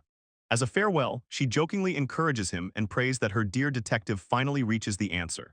They part ways, and he wants to apologize for dragging her to various places for several days. She just waved her hand and reminded him that she asked to join. He suddenly remembered the reward and noted that he still needs to distribute a third of it. Kaguya waved off that huge sum as a trifle she doesn't need and leaned closer, whispering that just spending time with him is more than enough reward for her. She playfully says goodbye, calling him her dear husband, and jumps over the wall. She asks if he is embarrassed, and he blushes, admitting that he wouldn't want her to say such things so directly to his face. I stood and watched as Kaguya walked away. Her last words were a playful "don't betray me," followed by a simple practical request. Next time, use the proper entrance. Her words echoed in his head as he stood alone, looking at the sky where she disappeared. Betrayal, he whispered to himself, a hint of confusion flashing across his face. Shaking off the thought, he descended the stone stairs and, apologizing for the delay, shouted to the one waiting below. At the bottom of the stairs, Charles Orland greeted him with a warm smile and assured him it was no problem at all. He asked about Kaguya, and Charles explained that she had already gone home to take care of some matters. She sincerely thanked Charlie. His help was the key to solving the case, but brushing off the praise, she added that she helped only for her own reasons. However, he insisted that he was grateful and confident. Her contribution would definitely be credited in her grades at the Academy of Heroes. When he offered her a monetary reward, he thought to himself that seeing her happy face was a much better reward than any gold. To his surprise, she categorically refused to share the money and raised her hand to stop him. When he asked why, she quietly and resolutely explained. She had only found the demon, not defeated it, and swore to herself never to take a reward until she became an official heroine capable of defeating demons by her own strength. Her determination left him speechless for a moment. He was deeply moved by her noble purpose and called it what he liked most about her. He was inspired by her devotion. He made a new proposal. He would gladly buy her everything she desired, but he set one condition. In return, he wanted something. In response to his proposal, Charles closes his eyes. A deep blush colors her cheeks. She quietly apologizes, explaining that what she wants cannot be bought with money. She continues, falling silent and whispering just And this only confuses Silva even more. He scratches the back of his head, his cheeks burning, and he tries hard to understand what she meant. She looked at him tenderly, and at the same time decisively, and finally revealed her true desire. She wants to spend time with him. Silva is fussing. A drop of sweat on his forehead, he simply cannot decide what to wear. The thought of a date with Charlie, his favorite person, seems simply incredible to him.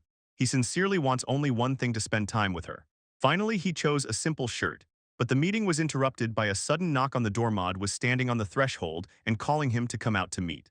He looked at the clock, panicked, hurriedly apologized to Maud, waved his hand and ran away, explaining that he had a date and had to decline the offer. The senior guard remains standing alone. The word date echoes in his head, and he watches him go with a surprised expression. Meanwhile, Silver reaches the lively fountain square, nerves on edge. He realizes he has never had dating experience, not even in his previous life as an office worker, and anxiously wonders how to start a conversation at all. He desperately tries to pull himself together and stubbornly repeats in his mind that this is not some formal arranged meeting. His tangled thoughts are interrupted when a familiar voice calls his name and apologizes for being late. His eyes widen in amazement. Charles Orland stands before him, not in her usual outfit, but in a beautiful light dress with delicate details, wearing elegant sandals on her feet. She says a simple good morning, but her smile fades. Noticing his reaction, she anxiously asks if he is crying. Brushing a tear from his eye, he admitted that he was simply overwhelmed with happiness. He never imagined seeing her in casual clothes, and she responded with a gentle, soothing gesture. He clenches his fist, full of emotions, whispering to himself that he has no regrets in life. Above him, Charles Orland looks down with a worried expression and notes that he is acting strangely. His strange behavior stunned her, and she exclaimed that it seemed as if his soul was leaving his body and at the same time sharply returned to reality. He realizes that it was almost fatal. He nearly died from shock. Coming to his senses, he scratched the back of his head, apologized for scaring her, and wished her a good morning.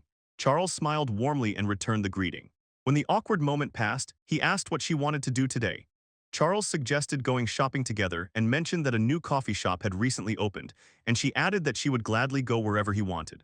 Having decided on plans, they set off side by side through the bustling main street of the city. Their shopping finally begins in earnest. Charles happily rummages through the clothing store, and Silva encouragingly gives her a thumbs up. The day crawls. Silva barely drags a pile of bags, and Charles cheerfully buys another item. He stands triumphantly, arms spread, holding his loot, and Charles presses the newly acquired item to her chest with a blissful smile. After a successful shopping trip, they finally reach a new cafe, and a charming sign hangs by the entrance. Silva sat inside with a cup of coffee in his hands, looking seriously at his companion and addressing her as Charlie, directly asked why she, among all people, invited him on a date. He waited for her answer, and she leaned forward a little and began to explain. She wanted to talk to him alone. There hadn't been an opportunity for a long time, and something was weighing on her soul. He encouraged her to continue speaking and asked what exactly was bothering her. She explained that all the problems arose because of their team leader, Alan, when they were forming groups and attending classes at the Hero Academy. Her face clouded with discomfort. She admitted that Alan flirted daily with the women in their company, and it made her very uncomfortable. The information struck Silva like thunder. He replayed it in his mind, asking himself whether it was Alan who was causing her suffering and whether he was really seeing other women. Charles confirmed his unspoken question and added that Alan also harassed her, which was a serious problem. Suddenly, a shock of clarity overwhelmed him. He connected Alan's behavior with a specific, very difficult scenario from his memory, the harem route of this world, which, as he recalled, was extremely hard to complete. He remembered the strict rules of the route. It was necessary to increase the affection of all heroines equally and go through their confession scenes simultaneously. If in the middle of the path you met with only one, it meant instant failure and that all would leave him. And from her words, he knew that Alan had already lost a lot of sympathy points with Charlie. Returning to the present, Charles continued to explain. Although she trusted Alan as a comrade, the very thought that he, supposedly having a beloved, chased after other girls caused her disgust. She continued, confessing that Alan often invited her on dates. Although she always refused, he insisted, and Silva listened, mumbling that it sounded like a difficult situation. When Charles began to add something else, she blushed and covered her mouth. And Silva was suddenly overcome with guilt. He covered his face and silently apologized to her for having taken the same path so many times before he was reborn. She suddenly fell silent. Her pause ignited his curiosity, and he desperately wanted to know what she was going to say, but she just waved it off as nothing and left him guessing. He watches as Charles takes a light sip from her cup, eyes closed. She muses aloud that a girl's heart is a complicated thing and admits that she has secrets she can't even tell him. The hint in her words stunned him. He leans back and falls off the chair in complete shock. He looks at the ceiling, his mind spinning from the unthinkable thought. His knock instantly caught Charles's attention. She leaned forward, her face full of anxiety, asked what was going on. But when he lifted his eyes from the floor and was about to answer, a sharp foreign voice cut through the air. The voice belongs to Alan, who appears in view, wrapped in confidence. Beside him are two young women, Margaret Nara's and Rena Kesh's, both considered candidates for heroines. "Didn't expect to meet you here," he exclaims. His sudden appearance startled Charles. He asked in surprise what he and his companions were doing here. And Rena, one of the girls, cheerfully exclaimed that the three of them were on a date. She leaned toward Charles and, smiling broadly, reminded her that they had just recently invited her to join them as well. Silva, sitting in his seat, slowly swallowed from the cup and quietly concluded, "These are the two girls Alan is currently courting." He recalls from his past life that Rena and Margaret are considered easy heroines to conquer. In the game's plot, they not only fall in love with Alan, they actively push him to create a harem and even help him win over other women. He thinks about how social connections work in the academy and realizes changing group members is almost impossible. And for Charles, it would be incredibly inconvenient. He would have to constantly endure the leader's other romantic interests nearby. Alan's gaze slid past Charles and fell on a stranger sitting at her table. With a questioning look, he asks her who that is. Charles, with a tired look, introduces the man next to her as Silva, just a gatekeeper. And then, with a barely noticeable challenge, adds that they are also on a date. He froze in disbelief. Suddenly, an incredible wave of mana burst from the gate guard, and he does not understand what this could mean. The confusion turns into outrage. He attacks Charles and demands to know why she refused his offer only to go on a date with someone so unremarkable. Charles sharply replies, saying he is rude to Silva. She decides to leave and persuades Silva to go with her somewhere farther away. A shadow falls on Alan's face. He looks at them and begs Charles not to follow the gatekeeper. He processes what he has seen, and a grim understanding slowly dawns on him. Charles is seeing this man, his thoughts instantly turn dark, and he declares that the gatekeeper must be a demon. Silva and Charles are both stunned. He persistently makes accusations, linking Silva to recent rumors about a demon who kidnaps women. He claims that Silva is guilty and plans to deceive Charles to kidnap her. His companions immediately agree with this theory. Rena exclaims that it is entirely logical. There would be no other reason for Charles to refuse Owen's offer, and Margaret draws her conclusion. Apparently, the demon brainwashed her. She screams in despair, insists that she was not brainwashed, desperately asks why they refuse to understand what she really feels, and Silva, hearing her suffering, looks worried and quietly utters her name. He interprets her pleas as yet another sign of a powerful mind control spell, points accusingly at Silva, and roars, calling him a pathetic demon and swearing not to let him play with someone so dear to him. Silva can only grit his teeth in despair. The heroines rush to intervene. Alan and Margaret grab Charles by the hands to pull her away, insisting that she cannot stay here, but she breaks free and shouts in protest. And Alan, all in despair, complains that everyone completely misunderstands the situation and exaggerates the supposed brainwashing. The accusations rang in Silva's head. The image of the hero he once revered turned into a pathetic reality, and when this disappointment overwhelmed him, he squeezed the teacup so hard that it shattered with a crash, and pieces scattered across the table. The sharp crack of porcelain instantly drew the attention of Alan and his companions. Margaret looked around in surprise and whispered or asked aloud, "Silva." Alan turned and saw Silva rising, a threatening aura bursting around him. At this, Alan drew his weapon and demanded to know what Silva was up to, and Silva calmly raised his hand to prevent Charles from intervening, looked directly at Alan with a cold expression, and said that he never suspected that he was actually such a thick-headed fool. Charles looked at him worriedly as Alan explained that he was going to stay silent, but his own words had upset him. Suddenly, Silva changed his expression, turned to Charles with a gentle smile, ran his hand through his hair, and apologized for letting Alan get to him. He looked into Alan's and his friend's eyes again, his face unyielding, and said firmly that because of their behavior, Charlie would not give in to them. Alan's face twisted with rage. He barked that he did not need Silva's permission. Nearby, Rena Killy noticed that it was Alan who had let his tongue loose. The smirk pushed Alan to action. He declared that he would simply take her by force and rushed forward. Silva's eyes narrowed. She accepted the challenge, and he thought, that works for me. When the opponent lunged at him, a memory of happier times between Charles and Alan suddenly surfaced in his mind, and he realized that the Alan she once knew would have felt her feelings. He was not going to deny that an aggressive person stood before him, but there was one thing about this current Alan that he simply could not forgive. Her own determination hardened she would never allow such a scenario to unfold. Alan's eyes burned with a scorching, unyielding fire. He declared that a world in which Charlie could not smile was impossible for him. His outburst made Charles look worriedly and whisper Silva's name, and Silva, stepping forward in simple clothes, coldly declared that he would deal with Alan himself and put him in his place. This angered Alan even more. He growled, called Silva a cheeky demon, and swore to tear him apart with his blade. Unfazed by the threat, Silva's face hardened into a sinister smile. He clenched his fist, dark light swirled around him, and he warned Alan not to underestimate a man who had been a troublesome nerd even in his past life. They stood face to face, the air thick with unspoken aggression. On the grounds of the Hero Academy, in the spacious training fields, several figures had gathered. Alan stepped opposite Silva and, not hiding his surprise, blurted out, "Did you really choose this very place for our clash?" He thrust his sword forward, explaining that here he could unleash all his power without worrying about the surroundings. Alan just smiled and warned Silva that he would regret it. Preparing for the duel, Charles Orland turns to Silva. Guilt is written on her face. She apologizes, thinking that it was because of her that he was dragged into this mess. He gently says that she has nothing to apologize for, but his gaze suddenly changes and hardens. He decisively declares that Alan is the one who should apologize. Nearby, Margaret and Eris sneer and boast that with Alan's skill and strength, such a pathetic demon as Silva will be destroyed in an instant, while the impatient Renakeshes urges Alan finish him quickly so we can continue our day. The companion's body ignited with a powerful aura. Alan loudly proclaimed that the fight was obviously over and that as soon as he won, Charles would fall in love with his power again, and Charles looked away, clearly feeling uncomfortable. Silva's face hardened with icy fury. He swore to defeat this man and make him apologize to Charlie. She looked at Alan and admitted that he was truly strong, but told Silva that she wanted him to win and would cheer for him. He smiled, accepted her support, and promised, "Trust me." Her encouragement gave him strength. Silva stood opposite his opponent and Alan mockingly teased, "Are you ready? Are you really going to fight in such pathetic gear?" Unmoved, Silva raised his sword and threw, "Come on." He thrust his simple sword forward, his gaze firm and unwavering. He assured that this equipment was quite enough to face Alan. His opponent could only smile disdainfully at this statement. In response, Alan roared for him to keep dreaming and charged forward. His blade exploded with a bright energy slash, but the gatekeeper was faster and easily dodged the strike. Alan's eyes widened in disbelief. The gatekeeper dodged. The opponent's shock opened a window for him before Alan recovered. Silva had already advanced into his defense, his fist pulled back and ready to strike. A dull blow struck Alan's forearm. Although he blocked it, the force was overwhelming. He gritted his teeth, feeling the full power of the strike.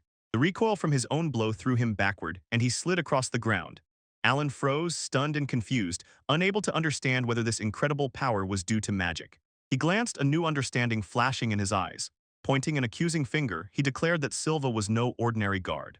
With a disdainful sigh, Silva threw his sword to the ground. It clanged metallically.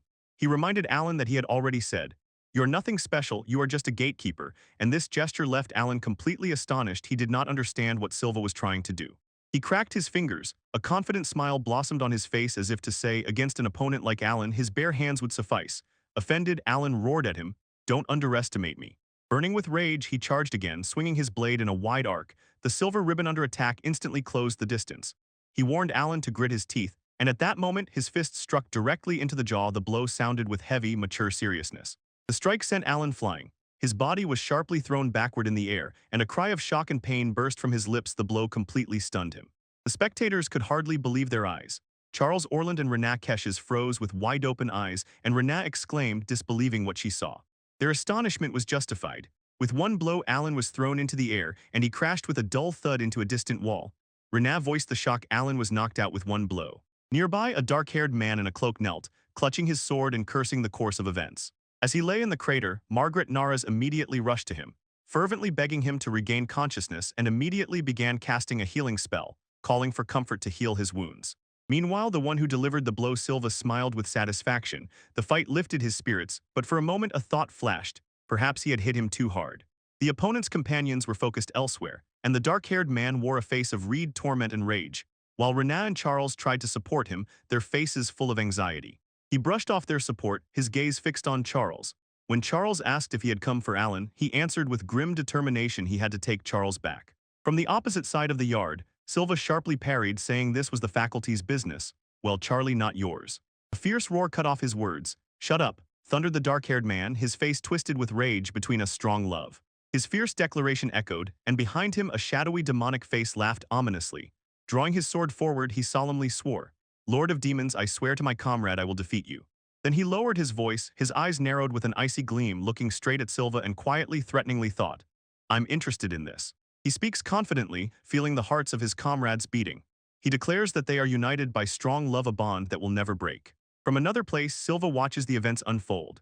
The story seems a bit banal to him, but he admits he loves such classic tales, feels the passion in the dialogues, admires how cool Alan is, and pushes him to go further. Suddenly, Silva's voice sharply cut through the air. He accusatorily pointed at the dark-haired man and called on the ladies' man to stop these damn phrases, causing both the man and Charles to flinch. The dark-haired man glared fiercely and shouted back that Silva was talking nonsense, and that he himself would become a hero. He continues to passionately declare, firmly standing his ground and insisting that Charles must be by his side. Silva watches and his face becomes stern. He thinks to himself, this guy still hasn't fully understood. The dark-haired man ignores interruptions and again turns all attention to Charles. He begs her to wait, promising he will return her immediately, and Charles is silent, bowing her head. Finally, she raises her eyes, but not to him. Her gaze is distant, and she calls Alan, asking him to listen. Her voice draws Alan's attention. He turns to her with hope and slight surprise on his face, as she says she has decided. Before she could continue, another woman stepped forward, placed her hand on Alan's shoulder, looked him straight in the eyes, and announced that from today she is leaving his party. Alan's face contorted in shock. He and Charles froze from the sudden departure, mouths open in incomprehension.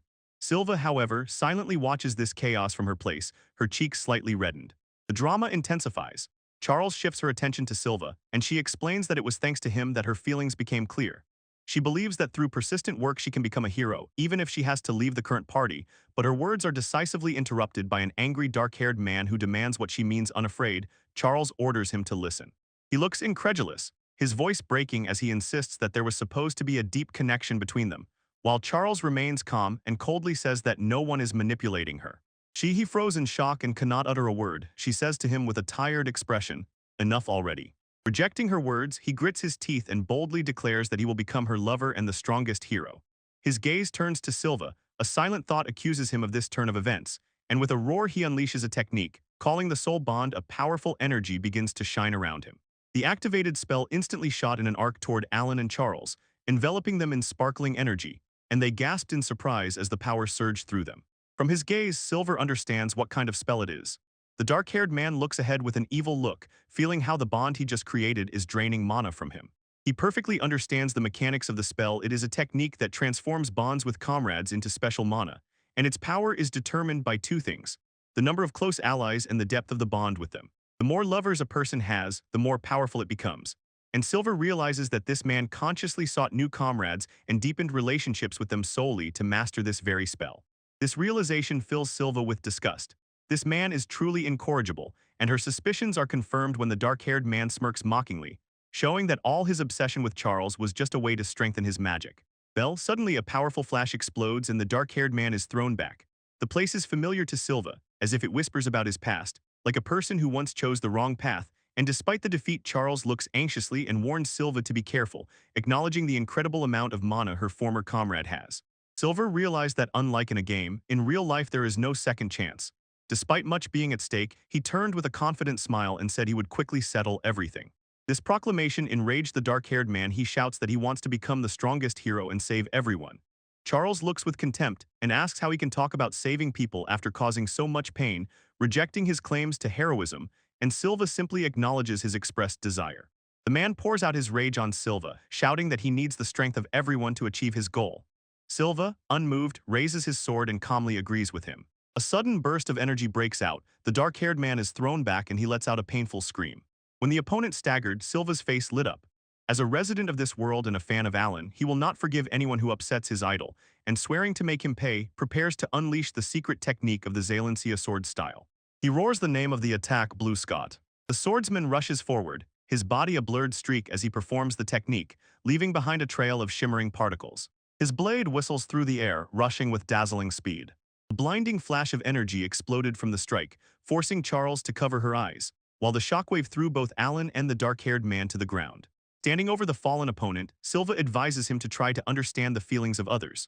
From the ground, the dark-haired man looks up in horror, realizing with growing dread that his only connection is damaged. The realization crushes him. The sword is broken nearby. The man drops to his knees, completely defeated. He lay on the ground, his gaze distant and seemingly not here. In the background, Silva sighed wearily. The battle was over, but the thoughts of the defeated were elsewhere. His voice, though weak, was filled with deep disappointment as he addressed an invisible person. "You have greatly disappointed me, Hero Allen," he whispered. A sharp voice cut through the tension on the training ground. Charles Orland stepped forward, demanding to know what was happening here. She turned to Allen, asking what he was fussing about on his day off, and Silva looked in panic, recognizing Mrs. Reed in hers. The name Riv completely confuses him. He frantically tries to remember if a character with that name ever appeared in the game he knows and whether she was removed, while Charles Orland looks up at Allen, her face burning with rage. The answer to her unspoken question, Allen's stammer pointed at Silva and told her that they suspect that man is a demon. The anger melts, giving way to thoughtful anxiety. She raises her gloved hand to her chin and quietly mutters to herself, "That guy is a demon, you say?" Before she can think further, Silva shouts, his voice full of conviction. He insists that he is not a demon. His denial is interrupted by the appearance of an elite knight captain. She addresses Silva directly, noting that he seems to have gotten into an unpleasant mess. She explains that she was brought here by a surge of incredible mana and was surprised to see him. Silva, apparently irritated, snapped that the feeling was mutual and sharply asked the commander what she was doing at the academy. She cheerfully explained that she came for a meeting about upcoming combat practices at the academy and added that the Order of Knights would also be present just in case something went wrong. Silva listens and understanding appears on his face. As the group moves away, his thoughts suddenly return to the main story of the game. He recalls this very event. During practical exercises, candidates for heroes at the academy are attacked by low-level third-tier demons. He remembers that this was Alan's first real battle. A vision emerges before his eyes of Alan and a dark-haired man fighting side by side. The thought fades, leaving unspoken anxiety but still. The captain of the elite knights turned to him with her bright smile and, calling him Silva, jokingly scolded him. "Is this how you behave with a hero candidate?" She not only spoke jokingly, grabbed Alan and said that humiliating the weak does not suit him at all. Silva, suddenly taken aback, stammered in surprise, and the captain seemed to wonder if she had gone too far. Shame instantly turned into rage. Alan broke free, his face tightened with indignation, and he swore that one day he would defeat Silva with his own hands, while Silva only thought that such a vow hardly suited the main hero. After these words, he sharply turned around and ran away. Others called for him to wait, but Alan did not even look back and rushed into the distance. When Alan disappeared from sight, the captain turned to Silva with a penetrating look and noted that Alan seemed to hate him very much. And Silva only sweated, silently admitting that a lot had indeed happened between them. Her attention fell on another young woman nearby, and she immediately called out, "Are you by any chance Charles?" Charles, surprised, asked how the captain knew her name. The captain replied that she had heard a lot about her from Silva, especially about her help in the vampire case. Charles confirmed that Silva always helps her a lot, and then the captain asked if she was also a student of the Academy of Heroes. She kept praising the gate guard, saying that for her Silva was the strongest soldier she knew, and that just being next to him noticeably improved skills. Blushing, Charles quietly agreed, admitting that she thought so too. This sincere praise caused a moment of shared awkwardness. Charles cleared her throat, confused. Silva scratched the back of his head in embarrassment, and the captain, on the contrary, found it all charming and laughed heartily. To break the pause, Charles pulled herself together and stepped forward. She apologized for interrupting the conversation, but said directly that it was time for their meeting with Miss Elda, formally addressing the captain by name. Elda, captain of the elite knights, briefly apologizes and says goodbye to Silva and Charles. Silva, scratching the back of his head, shyly apologizes if he caused trouble elsewhere. She walks away, suddenly stops and turns around, a wide, mischievous smile on her face. She waved off his apologies and said with a smile that it was not trouble at all. Her face became maliciously accusatory. She pointed directly at Silva and declared that he was the problem, and as punishment for the scene he caused, he must participate in the combat practices of the Academy of Heroes. Laughing loudly, she added that he had no right to refuse, and he was completely stunned. He froze, the command still echoed in his head. Everything inside him seemed to tighten with embarrassment. He was unable to comprehend what exactly he was ordered to do. When he tries to understand what is happening, Charles looks at him with remorse in his eyes. She apologizes for dragging him into so much trouble. She admits that her intrusion was the source of all this. He immediately reassures her, insisting that she has nothing to apologize for, and explains that everything he did was his own choice. His face softens as he looks at her. Because of this, he says that now she can leave the hero team without any regrets, and he sincerely rejoices for her. He quietly reflects on everything and is already sure that Charles has finally stepped out of the role of the heroine of the main story. It seems that from now on she is unlikely to have an important role in the main plot, and he sadly wonders if her dream of becoming a heroine will ever come true. Suddenly, a thought occurs to him. If Charles is no longer part of the main story, does that mean that even if he gets deeply involved, she will not appear? He cannot imagine a future in which she is completely absent. He glanced at the unsuspecting Charles, and a blush slowly crept up his cheeks. An excited, hopeful thought flashed through his mind, maybe his involvement will not harm her after all. He walks beside Charles, his thoughts racing, inwardly scolding himself he should be happy just because his beloved person is nearby. But he still thanks her aloud, and this conflict of thoughts is visible on his face. She responds, and a new determination shines in her voice. Thanks to him, she has become hardened and is ready to become a heroine, even if she has to walk this path alone. Her expression softens as she looks at him, a light blush spreading across her cheeks. She begins to ask if, when the day comes that she becomes a true heroine, he. Suddenly their moment is broken by a child's cry. They turn and see a little boy crying alone.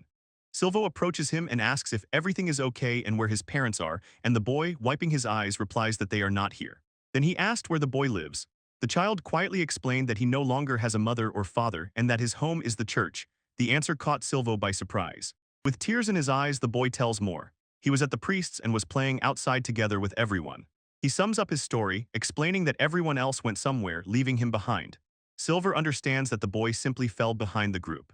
When the group hears this, Charles looks anxiously at Silva and suggests taking the child to the church, and Silva readily agrees. He crouches down to the boy's level, asks his name with a gentle smile. The boy answers Eddie, and Silva offers to carry him home on his back. At this offer, Eddie's eyes light up wide with surprise and joy. Eddie is now firmly on his back, and Silva walks through the city streets. The boy looks around with new joy, and Charles walks beside her, a warm, happy smile shining on her face as she looks at them both. He carries a little boy on his back, and together with Charles they walk along the stone path. Addie, perched high, shines with joy. They keep going, and Eddie points ahead, shouting that they have reached the church. The side of the building makes Silva think that something about vampires can be learned here. The priest runs out of the church, his face a mix of panic and relief. He shouts Eddie, glad that the boy is safe, and asks if these two strangers were the ones who brought him back. Then he kneels down, smiles gently, and introduces himself as Dan, the child's guardian. Charles confirms the situation with Addie, who shines and sincerely thanks both Mr. Sylvie and Mrs. Charles for taking care of his safe return. Standing up again, Dan sincerely expressed deep gratitude, and with a worried expression confessed that he had almost had a heart attack when the other children told him that Eddie had been separated from them. The boy shouts indignantly that the others fell behind him. Dan gently scolds him, explaining that he still made everyone worry and must apologize, and Addie reluctantly agrees. Watching this scene, Silva notices that Dan is a good priest who knows how to put a child in their place, and therefore thinks that he might be ready to answer his question. His attention returns to the guests, and Dan insists on thanking them more formally. Silva begins to refuse but suddenly stops, realizing the opportunity. He tells Dan that he actually has a request for him. Surprised but agreeing, Dan says he will answer if he can. Silva turns to Charles and asks if he can spare some time. Seeing their agreement, Dan invites them to talk inside the church and leads them there. He plops down at the table, a little confused by the sudden and serious questions. Leaning forward, he directly asks Silva what exactly he wants to find out. Silva explains that he hoped the priest would tell him everything he knows about vampires. The word hangs in the air, and Dan, clearly shocked, repeats, "Vampires." At first his surprise subsides, and he begins to ask more purposeful questions. He apologizes and asks for clarification. Silva is interested in vampires from myths or a recent case with vampires. Silva confirms he wants to learn about both. Silva explains, although he believes the vampire case is solved, something about it still troubles him. The priest looked at him for a moment, then asked if by any chance he was a knight. Silva confirmed that he was, if that mattered. As if the confirmation lay like a heavy burden on the priest, he lowers his eyes, tightly clenches his hands, and quietly whispers that he understands, while Silva watches him with an impassive face. After a short pause in thought, Dan raises his gaze and offers to tell what he learned about them from legends when he was a cleric, asking if Silva minds hearing the details. He begins the story recounting ancient legends. Vampire, he explains, is the name of demons from folklore, supposedly those that originated from blood-sucking bats, and their power is so immense that tales claim they could level entire cities. He explains where their terrifying power comes from: human blood. The more blood they drink, the stronger they become. One vampire who has drunk the blood of 10 people becomes so powerful that only a few top-class heroes can defeat him, and even then it is not an easy task. He adds the last chilling detail. According to legends, vampires can also create minions for themselves, and Silva, listening carefully, repeats this word, asking what it means. He listens as Father Den squeezes his hands and continues to explain. Minions, he says, are people who have been infused with vampire blood. According to legend, this gives them powers like a real vampire and a drive to attack other people. Realizing this grim news, he thanks Den for the details. Nearby, Charles Orland notices his sad expression and calls him by name, her voice trembling with anxiety. Den assures them that they can return with new questions anytime. Then his gaze drops to his own hand. He says he recently burned it and asks if Silva's hand was also hurt. The question hangs in the air. He quietly contemplates the priest's words. With one last worried look, Den asks him to take care of himself. Silva confirms that he will. Stepping outside, he turned to Charles and apologized for dragging her along for so long. She only smiled gently and waved off his apologies, reminding him that she was the one who invited him out. Then she asks if their conversation was about the vampire matter, and he confirms, admitting that since he defeated a certain demon, he has been haunted by a strange feeling. The image of the cloaked figure he fought resurfaces in his mind, and he voices a new theory aloud. That creature might not have been a demon but a person turned into a servant. If true, the main vampire is still hiding somewhere in the city. Caught up in this troubling realization, he snapped out of his thoughts when Charles called his name. He apologized for being distracted, and noticing it was late, offered to escort her home. Home, when she asks if he is sure, he proudly puffs out his chest and says that escorting is also part of a soldier's job. Her face softens at his sincerity, and a light blush appears on her cheeks. Looking at him, she thinks to herself that today she didn't get to say what she wanted. But for now, she seems satisfied and lets the moment pass. She stands before a large, majestic house with a soft, thoughtful expression, looking into the distance, and suddenly a personal thought flashes through her mind. Will she ever find the right moment to tell him what is on her heart? Elsewhere, Father Den lifts a piece of tattered dark fabric. It has one round hole torn in it. His face is grim, a drop of sweat runs down his temple. He studies the clue carefully, his brow furrowed in concentration. At the post in front of the massive fortified gates, the guard Silver calls the next person in line, holding a pen and clipboard. He glances back at the seemingly endless queue and marvels at how far it stretches. He contemplates the situation. This is his first shift at the southern gates, and he did not expect it to be so crowded here. He understands that due to the shortage of people everywhere because of frequent demon attacks, must perform his duties as a gatekeeper as best as he can. He is gripped by anxiety. The rapid increase in demon cases and the recent incident with a vampire seem familiar. Everything is happening exactly like in the main storyline of the game he knows. But he cannot shake the feeling that something has gone wrong in their plans. His eyes widen at the chilling thought: could his own involvement be the cause? Or has he somehow become entangled in the main plot? His thoughts are suddenly interrupted by a sharp voice. Hey, startled, he lifts his eyes from his work. The voice belongs to another guard with spiky blonde hair.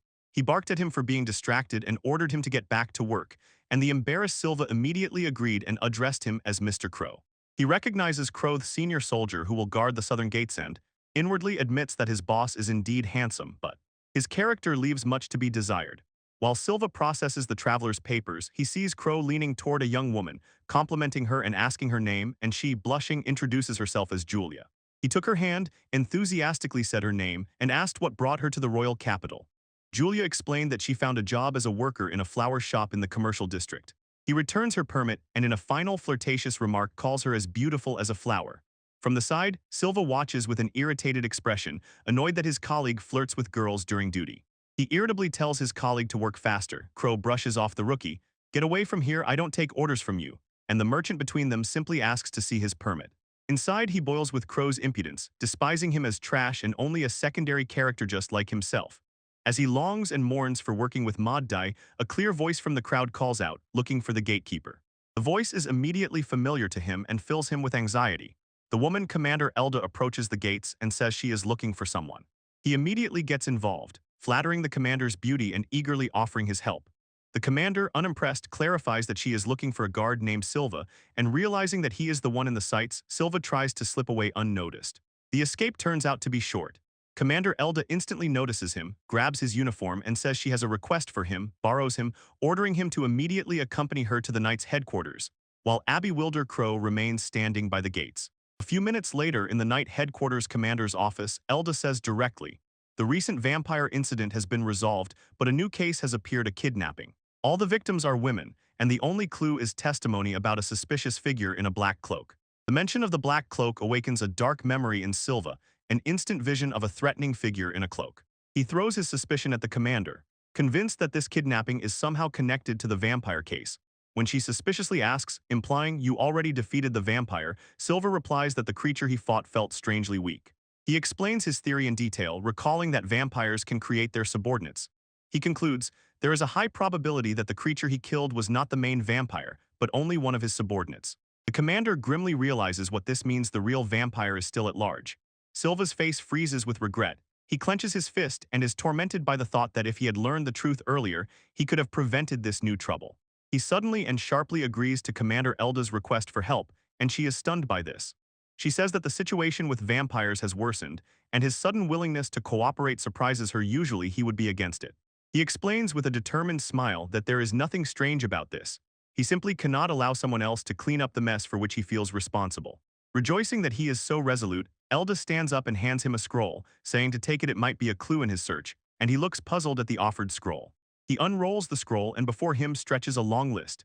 Elda explains that this is a list of victims in the vampire case, adds that besides the girls he saved, there were other captives who have now been hospitalized, advises visiting the clinic they might provide some information, and Silva immediately asks where it is located. Elda tells him that this is the Rachel Clinic on the outskirts of the city, and Silva visibly flinched at the very name. She continues, explaining that the doctor at the Rachel Clinic forward is one of those characters in Braze who can be won over but is quite a troublesome person.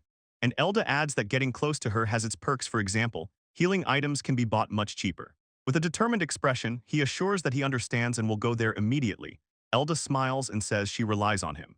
He approaches the clinic, and memories from the time he rescued the captive girl surface again. As soon as he steps over the threshold, a disgusting stench hits his nose, and he instinctively covers his nose and mouth. He called for Miss Rachel, asking if she was there. His eyes scan the room and notice shelves filled with healing materials and medicines. A woman with reddish-brown hair and glasses comes out, adjusting them on her nose. She asks what he wants, if someone is injured or sick, then notes that he looks like neither. Silva looks up at her. A spark of recognition flashing in his eyes, he tries to remember where he knows her from. He asks in surprise, "Does she remember me? We only met once." And Rachel forward immediately recognizes him, the same gatekeeper who brought the girls attacked by demons. A sly smile spread across her face, and she says that of course she remembers him. He was with a hero of the highest rank, or as she calls him, a monster. He protests against her calling Kaguya a monster, but Rachel pays no attention to his objections. She leans closer, exhales a puff of smoke, and asks his name. He names himself Silva. Rachel glances over him, smiling, remarks that he has a funny body, then bluntly orders him to undress. He simply freezes. Embarrassed by the demand, he asks why. Rachel straightforwardly says that if he wants her to listen to him, he must undress first. He reluctantly takes off his shirt, and next to Rachel, a small fairy-like creature explains that this is one of the doctor's bad habits. Supposedly, just by examining the body, she can immediately understand what kind of person is inside. She leaned closer, scrutinizing his build, and noticed that he was one of those who can appear thin in clothes. After a short pause, she says that he can dress again now she has a clear idea of who he is. Putting on his shirt, he wonders and asks how she could understand anything about him from such a brief glance. She ignores his doubts and instead simply states her conclusion. He is not a knight but a soldier. When he confirms this, she only remarks that his body is very funny.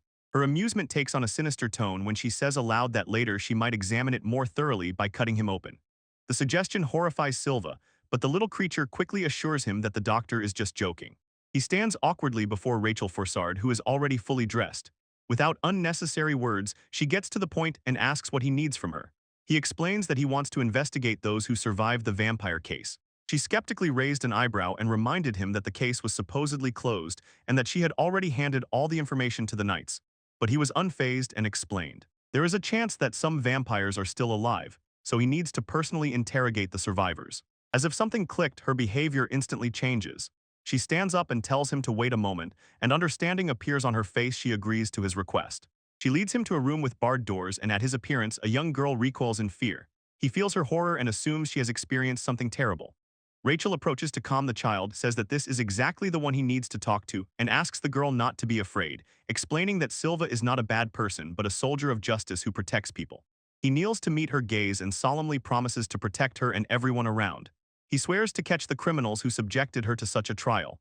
His sincerity reaches her, and filled with new determination, she agrees to cooperate. She clenches her fists, full of resolve, and his gaze stops on one of her hands. He points to it and asks what happened to it. Looking closely, he notices a strange bruise, like a spiderweb, spreading across the back of her hand, and wonders, is it just a bruise? She gently asks if he remembers when she got this mark. The girl looks away, worried, unable to recall that moment. She only says that the mark was already there when you attacked her founder. Her words make him freeze. He falls silent and contemplates what the already present sign might mean. After a minute of reflection, he smiled and gave the girl an encouraging thumbs up, thanking her for the useful information. The three spoke again, and the initial tension dissipated. He explains his theory to Rachel Forward, who is listening from the adjacent room. He believes that the strange mark on the survivor's hand is a mark cut by a vampire. She steps into the room, agrees that his reasoning seems logical, but emphasizes that it is only a hypothesis without solid evidence, and thoughtfully says that if he is right, this mark could become a clue for those who have not yet been attacked. He rejoices, confident that he now has a strong lead that will help solve the case, and sincerely thanks Ms. Rachel for her kind assistance. She barely smiles, her eyes half closed, and says that she is glad to be healthy. Her behavior instantly changes, a greedy gleam lights up in her eyes. She states that for her help he must pay her 60,000 gold coins. Silva recoils in shock. She first says she is joking, but then makes a strange counteroffer. In exchange for help, she asks permission to perform an autopsy on his body after death. Because she cannot allow such a valuable specimen to be wasted, the stunned Silva can only respond that he will think about it. The scene shifts to a quiet inner courtyard where a young woman with dark braids tends a bed of white flowers. When Father Dan approaches, she greets him gently and enthusiastically says how beautiful the flowers are. She reaches for a flower, her hand slips, her finger pricks on a thorn, and she cries out in pain. The priest lingers on her hand and asks about it, and she cheerfully explains that the bruise appeared yesterday and blames her clumsiness. She did not notice how it happened. His face suddenly becomes deadly serious. He leans toward her and quietly says that it is not just a bruise but a devilish curse, and warns that if it is not treated, it will bring her misfortune. The young woman freezes in horror at the very word curse. The priest calmly says that she must go to the church and remove it before it is too late. In panic, she instantly agrees, begs him to save her, and follows him, moving away from the flowers. Silva stands before the captain and delivers bad news. Last night, under the cover of darkness, another young woman was kidnapped. She hands him a folder with data about the victim, and as he flips through the pages, his eyes widen a sudden, sharp recognition. He stands, not averting his eyes from the portrait of Yulia. A memory of their brief meeting flickers in his thoughts, and her name echoes in his mind. Cold sweat appears on his forehead as reality sinks in. The girl he spoke to just yesterday is now among the missing. Sensing his anxiety, the captain places a hand on his shoulder and quietly utters a reassuring word, promising full support from the knights, and he responds with a barely noticeable, grateful smile. He later confessed that he was formulating a plan, and she couldn't help but be interested when he explained what they could do. Showing the records, he draws attention to a special mark on the victim's arm and says there is a young survivor who might be the key to the mystery. Filled with new determination, he proposes setting a trap to lure the kidnapper into the open and find the missing girl. Elsewhere, the night's silence is broken only by the quiet footsteps of a priest walking the dark corridors of the orphanage while the children sleep. He continues his rounds, his face unreadable, passing under the arches of the quiet building as if completely unaware of the watchful eyes. An hesitant young woman approaches him, her face hidden deep in a hood, and she quietly calls to him. Turning to her, the priest asks what brought her here and freezes when she shows a palm with a dark, troubling mark carved into the skin. He leans closer, examines this spot, and asks how long it has been there, after which he explains that it appeared only after her recent arrival to the royal capital. He adjusted his glasses with a gloomy expression and delivered a grim diagnosis. Calling the mark a demonic curse, the girl trembled with fear. Seeing her despair, he whispered a word of comfort, promised to resolve the matter with a prayer and not to charge any fee. She, filled with desperate gratitude, pleaded with him to help. Agreeing, he gestured for her to follow him deeper into the quiet corridors of the building, and she followed without hesitation. Finally, they found themselves in a private room where he brewed a cup of tea and advised her to relax and clear her mind before starting their consultation. She takes a sip, feels a pleasant aroma, and enjoys the tasty flavor of the drink, while he sits opposite, attentively watching her every move with his calm, inscrutable gaze. Suddenly, a sharp wave of dizziness overwhelmed her. She staggered, her vision blurred, and her strength left her. Her head spun from confusion. She struggled to understand why her senses were failing her. Meanwhile, the priest stood completely still and calmly asked if everything was all right. The matter? He stands over the fallen girl, watching as the huge white tail of the wolf spirit retreats after a strong blow, and a cold question escapes his lips. Was that blow enough to take her life? He finds her still alive. She is breathing but deeply unconscious. So he lifts her fragile body and carries her through the door, descending into the dark, damp depths of the building. Reaching the bottom of the stairs, he enters a secluded storage cellar, and without any ceremony falls onto the floor among stacks of crates and heavy barrels. Looking at his prize, he begins to coil a thick rope, in his eyes not a trace of priestly compassion, and he prepares to bind his captive while she lies in a narcotic sleep. Den leans over the seemingly unconscious Yulia, his face a mixture of anxiety and hidden intent. Suddenly her eyes snap open. A sharp, penetrating smile plays on her lips. He is completely unprepared for this. He recoiled in horror when Kaguya suddenly appeared behind him. Her presence radiated icy, deadly cold. She mocked his pathetic attempt to tie her up and called him a shameless soul for resorting to such a cowardly trick at all. Reeling back, he was engulfed in frantic confusion, stammering. He insisted that she could not be conscious. He was sure the sleeping potion he gave her should have already taken effect. She casually raises a small vial of medicine. A mocking gleam in her eyes. Was this exactly what he hoped would subdue her? With a flick of her hand, she throws the vial away and, teasing him, says it was even tasty although she hadn't swallowed a single drop. He just stands and watches, and fear grows as his plan crumbles before his eyes. She sternly says that bad people must receive proper punishment, extends her hand, and prepares to unleash all her power. He desperately shouts for her to wait, but his pleas are ignored, and she moves forward to end the confrontation. A sudden, brutal surge of power exploded, throwing him into the air, and the ground beneath him shattered completely from her strike. He crashes to the floor with a thud, gasping for air, looks up in shock, and realizes that his deception has been completely exposed. Silva looms over the fallen priest, his face stern and uncompromising as he announces that he is detaining him, while Kaguya stands immediately behind him. Her task to expose the traitor has been accomplished. They look down disdainfully at the fallen man, and Silver noted how impressively Kaja can pretend to be a weak woman so convincingly that even the cunning Dan was fooled. He watches as Charles puts on a theatrical performance, claiming that her heart is fragile like a girl's, and he can only smile wearily and somewhat mockingly at her antics. Turning his attention back to the matter, he, like Den, stands over the kneeling priest and in a trembling voice asks how he could have suspected him at all. The young guard gloomily pondered the recent attacks. Vampires usually suck their victims dry, but one young girl was left alive. She was the only survivor. He leans toward the captive, as if saying that perhaps the one who did it felt a shred of mercy for the child, or had a personal reason, for example, his own child, and for a moment succumbed to false compassion. He admits, yes, that was a significant hint, but not the only reason why he became suspicious, while Den meanwhile doubts whether that alone is enough to condemn him. To him, he continues to explain, pointing out another glaring inconsistency: the almost complete absence of any struggle or traces left by the supposed kidnapper. With a sharp, vigilant gaze, he explains that there were no witnesses, and the way the victims seemed to walk straight into the vampire's trap suggests they went voluntarily, led by those they trusted. He suggests that if the man in the robe told the townspeople that he was performing a ritual to lift a curse, they would have followed him into the darkness without any doubt. Science? Continuing the analysis of this scheme, he gladly describes how easy it is to manipulate those who suddenly acquired mysterious bruises, while Kaguya meanwhile watches with a knowing smile. He watches as the realization hits the priest like a physical blow. Den's eyes wide open in shock as he is branded a fraud, and all his lies are finally revealed. Silva stands over the empty storage, his voice heavy as he explains that the marked women were kept here until they were eaten. He shifts his gaze to Den, his face sticky with sweat and written with guilt he cannot hide. Grabbing the priest's hand firmly, the young guard suppressed a flash of cruel intent and instead led him to the night watch for interrogation. Before leaving, he discreetly slips the man a piece of paper warning him to stay silent so that the children nearby do not witness the arrest. The priest looks at the message and reads in it a silent promise. His plight was understood and he must cooperate to be saved. Later, in the stone corridors of the headquarters, Elda finishes the initial investigation and irritably notes that the man still insists supposedly he alone is responsible for these crimes. Standing before her, Silva says distrustfully that the priest is just a puppet controlled by the vampire, who threatens the orphans. He recalls their first meeting, how the man shuddered at the mention of the dead, but still managed to give mysterious clues about their subordinates. He begins to believe that the priest's actions were a desperate silent cry for rescue from a hopeless situation.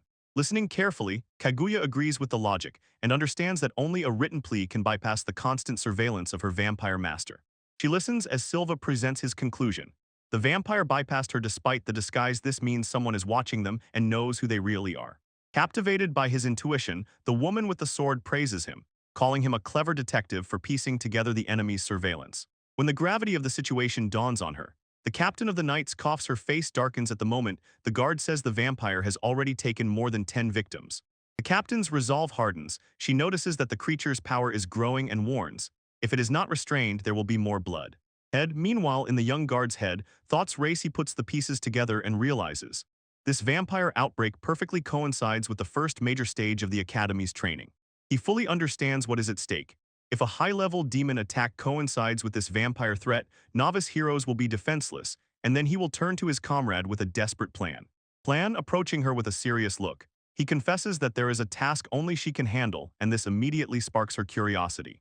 Somewhere under the cold glow of the full moon, the moon tower rises above the landscape, and the young traveler Yulia lifts her eyes, impressed by its height. Returning to the group, the swordswoman quietly chuckled. She found it amusing that the guard asked her to watch over his beloved while he was away. Presence, finally she finds the girl who recalls the guard's advice. to seek this mighty warrior if she truly wishes to become stronger. Stronger, she leans closer, a predatory gleam playing in her eyes, and promises to carve every lesson into the very soul of her new pupil. With a sharp, eerie smile, she warns the girl not to perish during the trial. And before this overwhelming tension, the young traveler can only agree uncertainly but resolutely, placing her fate in her hands. Elda, captain of the elite knights, stands majestically before the gathered hero candidates, and her voice echoes as she expresses the order's respect for their dedication and chosen path. While she speaks, Silva adjusts his gear, focused on the seriousness of the upcoming practical training. Not far from him, Charles approaches Alan with worry in his eyes, asking why he stands alone and demanding to know what happened to the rest of his comrades. Her question was interrupted by Kaguya, who sharply and disdainfully declared that Charles was no longer in their circle and had no right to interfere. Despite being interrupted, she does not back down and continues to press Alan, asking if it is even wise for him to go to training against monsters alone when the risk is so great. She still looks at him with hope, wondering if he really intends to leave everything between them as it is. While they argued, Silva suddenly felt a prickling anxiety as if someone was looking at him with a hostile gaze. He turned and saw Kaguya looking at him with contempt, her thoughts clearly despising him as nothing more than a gatekeeper. He decides to ignore the silent provocation and turns his attention back to the mission, while the group prepares to move out.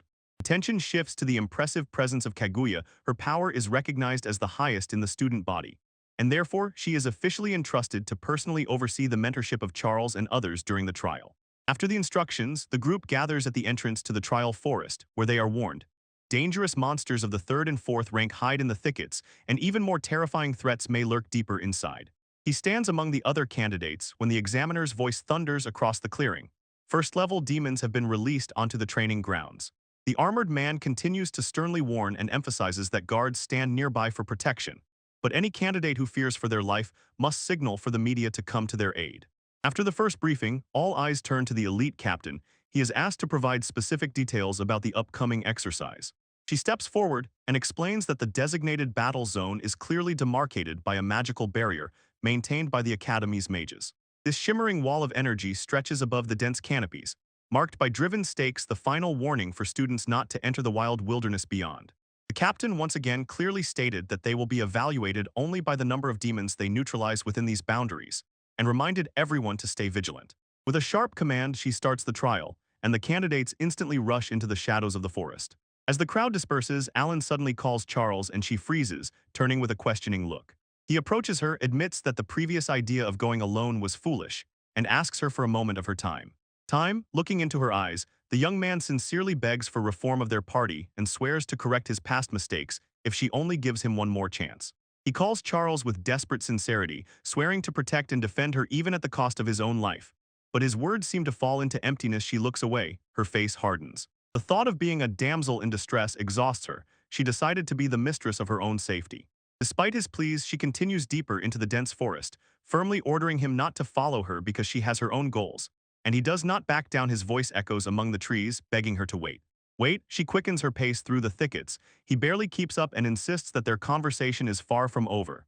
Suddenly something around catches her attention. She freezes in surprise. Suddenly Charles Orland appeared, loudly addressing the woman she recognized as Miss Leba, and asked what she was doing here. While nearby, Alan widened his eyes, noticing a noticeable mark on her hand, and horrified, realizing that she was one of those slaves Mark Silva had warned about. She directly throws accusations in Miss Libby's face. Did they not turn her into a vampire servant? Charles explains that Silva told her perhaps a mole, having turned into a servant, would allow demons to attack them during combat practice. With a grim expression, Mrs. Lieber remains silent while Charles puts the facts together and loudly declares that she had been a mole all along. When they finally understood, the protective barrier around them began to crack and crumble. Seeing dark energy burst from Miss Leba, Alan desperately begged her to stop, threatening to kill her if she continued. But the dark hand clenched into a fist, a sign that his pleas were in vain. Suddenly, a huge muscular demon materialized from the shadows, grabbed Charles from behind, and with a smirk said that the woman they knew as Miss Leba was only a puppet. He explained that the puppet's sole purpose was to make a hole in the barrier for them. As soon as her role was fulfilled, he disdainfully threw Charles aside like trash. Stunned, Alan only managed to shout, "Miss Leba." Faced with a new threat, Alan decided it was a first-level demon sent for practice. He clenched his determination into a fist, thinking that if he defeated the demon and protected Charles, he could still save Miss Leba, and with a roar directed his power, shouting, "Cursed demon, take this lightning strike." The electric strike rushed forward, but the demon effortlessly deflected it, and Alan grimaced.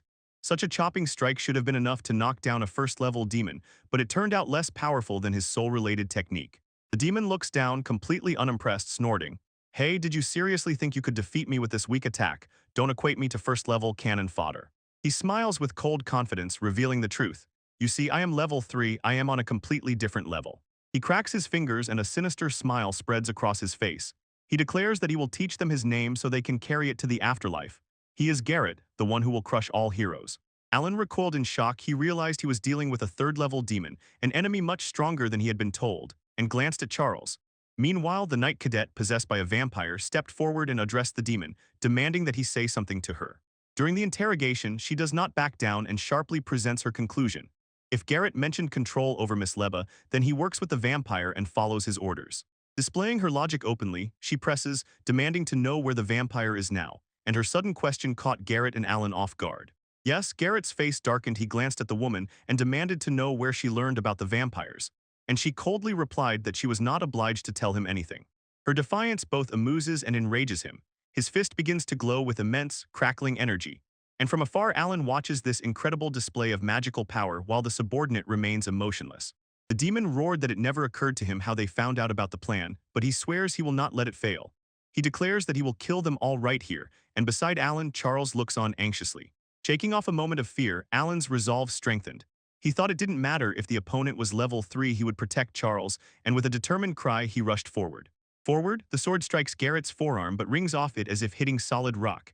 Garrett smiles and notes the boy's bravery, while Alan looks on in disbelief, realizing the opponent's arm is as hard as stone. Jumping back, Alan realizes he must find a weak spot. Garrett laughs, mocking the pathetic attack, and lunges forward with a powerful strike. But as the blow approaches, Alan notices a gap and turns, shouting. He lowered the blade with a fierce scream, aiming at the demon's neck. The sword struck true, slicing through Garrett's flesh. The blow was a dull thud, not the clean cut he had hoped for. Garrett turned with a mocking smile and asked if Alan still hadn't realized, while the demon boasted that his mighty body, fortified by mana, had no weaknesses. None at all. The rebound force tore Alan's sword from his hands and threw it, sliding uselessly over the dusty ground.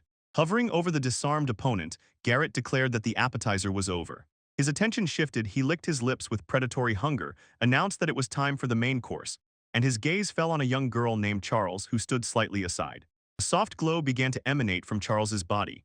She had known from the start that this demon was much stronger than Alan, and in the distance, Garrett beckoned her forward, roaring that he would take her small, frail body and turn it into mince meat. She did not retreat, stood without fear, and challenged him, try if you dare. Extending her hand, she began a spell and called for her master to appear. A shining sign flared on the ground before her, coming to life as she summoned the wolf Fenrir. This clash became a turning point. It was recorded in the annals of history. The records state that the students were attacked by a third-level threat. The book told of a monster attack and said that this clash would forever be remembered as the first battle of Hero Charles. With a determined expression, Charles Orlan begins the spell. Her hand frozen in a special gesture, she calls her master's servant, the wolf Fenrir, to appear before her. In an instant, beside her on the clearing materializes the huge wolf Fenrir Ruru, and on the other side, a muscular demon watches their arrival intently. He smiled mockingly, considering her ability to command spirits merely a pastime. Shouting, he lunged forward, instantly closing the distance. In the blurred whirl of movement, his strike missed, splitting the ground where they had just stood, and he shouted mockingly, "You are too slow." Climbing onto Ruru's back, Charles looked back and cut off, noting that her pitifully slow attack would never catch them. And the demon mockingly asked if she really believed she could win just by running away. The expression on her face hardened as she shouted the comrade's name. She firmly said that she never said she was running. At her silent command, Ruru lunged at the demon, who laughed loudly and mockingly said the attack was too weak, and Charles watched and silently admitted that Ruru alone could not harm him. The demon proved she was right by pushing the wolf aside with a powerful blow. He boasted that one lousy mongrel had no chance of defeating him.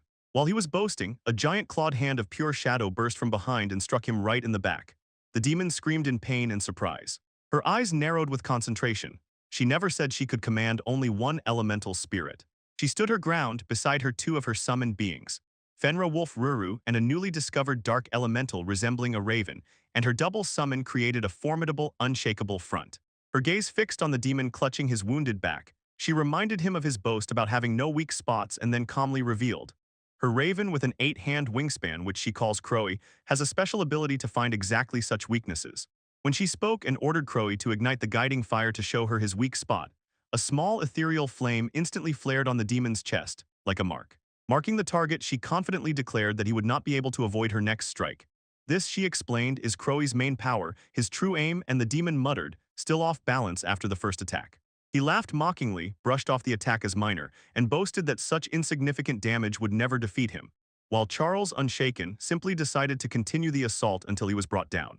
Angered by what he called her stupid little tricks, the demon lunged forward, wildly swinging his fists, but his blows hit only ere Charles deftly dodged. He gathered all his strength and threw a fist that slammed into the ground like a drum. An explosive force burst out, and Charles shouted for Rira as the shockwave threw them both backward. She was thrown forward by the explosion. The shockwave itself was so devastating that a direct hit would have been catastrophic, and she admitted to herself. Although she wanted to prolong the fight, she could not allow herself to do so. So meanwhile, the demon gathered himself. His patience was at its limit, and he declared that he would truly end the fight with his next attack. Suddenly, the flame on his chest flared brightly and began to spread over his entire body. Charles, stunned, realized the demon was discarding all defense and preparing to risk everything by launching an attack. She trembled, but her wolf companion Ruru stood steadfastly beside her, silently supporting her. Gathering her strength, she told Ruru that they would not run from this blow. She promised to fight to the very end. Ruru gently encouraged her, and nearby Silva, worried, asked if she was really sure because the demon's attack looked practical and direct. He admitted that although it was only his assumption, he felt obligated to chase vampires, but in his soul an even stronger desire to protect her burned. Charles calmed him, saying that she would also fight and he should not interfere. She turned to him with determination and added that she could not always be under protection. A confident smile played on her face as she declared her goal. To become a hero after all, a hero's business is to fight demons. Silva smiled warmly at her and raised his thumb, wishing her luck and firmly saying that he had no doubt she would become a wonderful heroine, and his words clearly moved her. Encouraged by his faith, she pressed her lips together and focused intently. She realized, if the demon truly did not intend to lower his guard, this would be her best chance. When the demon's huge fist lunged at her, she shouted a command and directed her summoned raven Crowley straight into the trajectory of the strike. During the attack, the demon burst out with loud laughter, mocking her tactics, saying they were too superficial.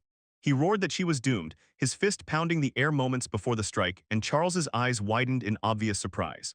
To the face, but his fists froze in the air, hovering right in front of her face, stopped by some invisible force. Looking up at the stunned demon, she calmly said, "It's over for me." The invisible force restraining the demon's fist was a gift from someone else. As Fenrir explained, his true aiming ability could imbue effects on the strikes of his companions, not just. The effect was devastating. The demon howled in pain as the invisible force crushed both his eyes.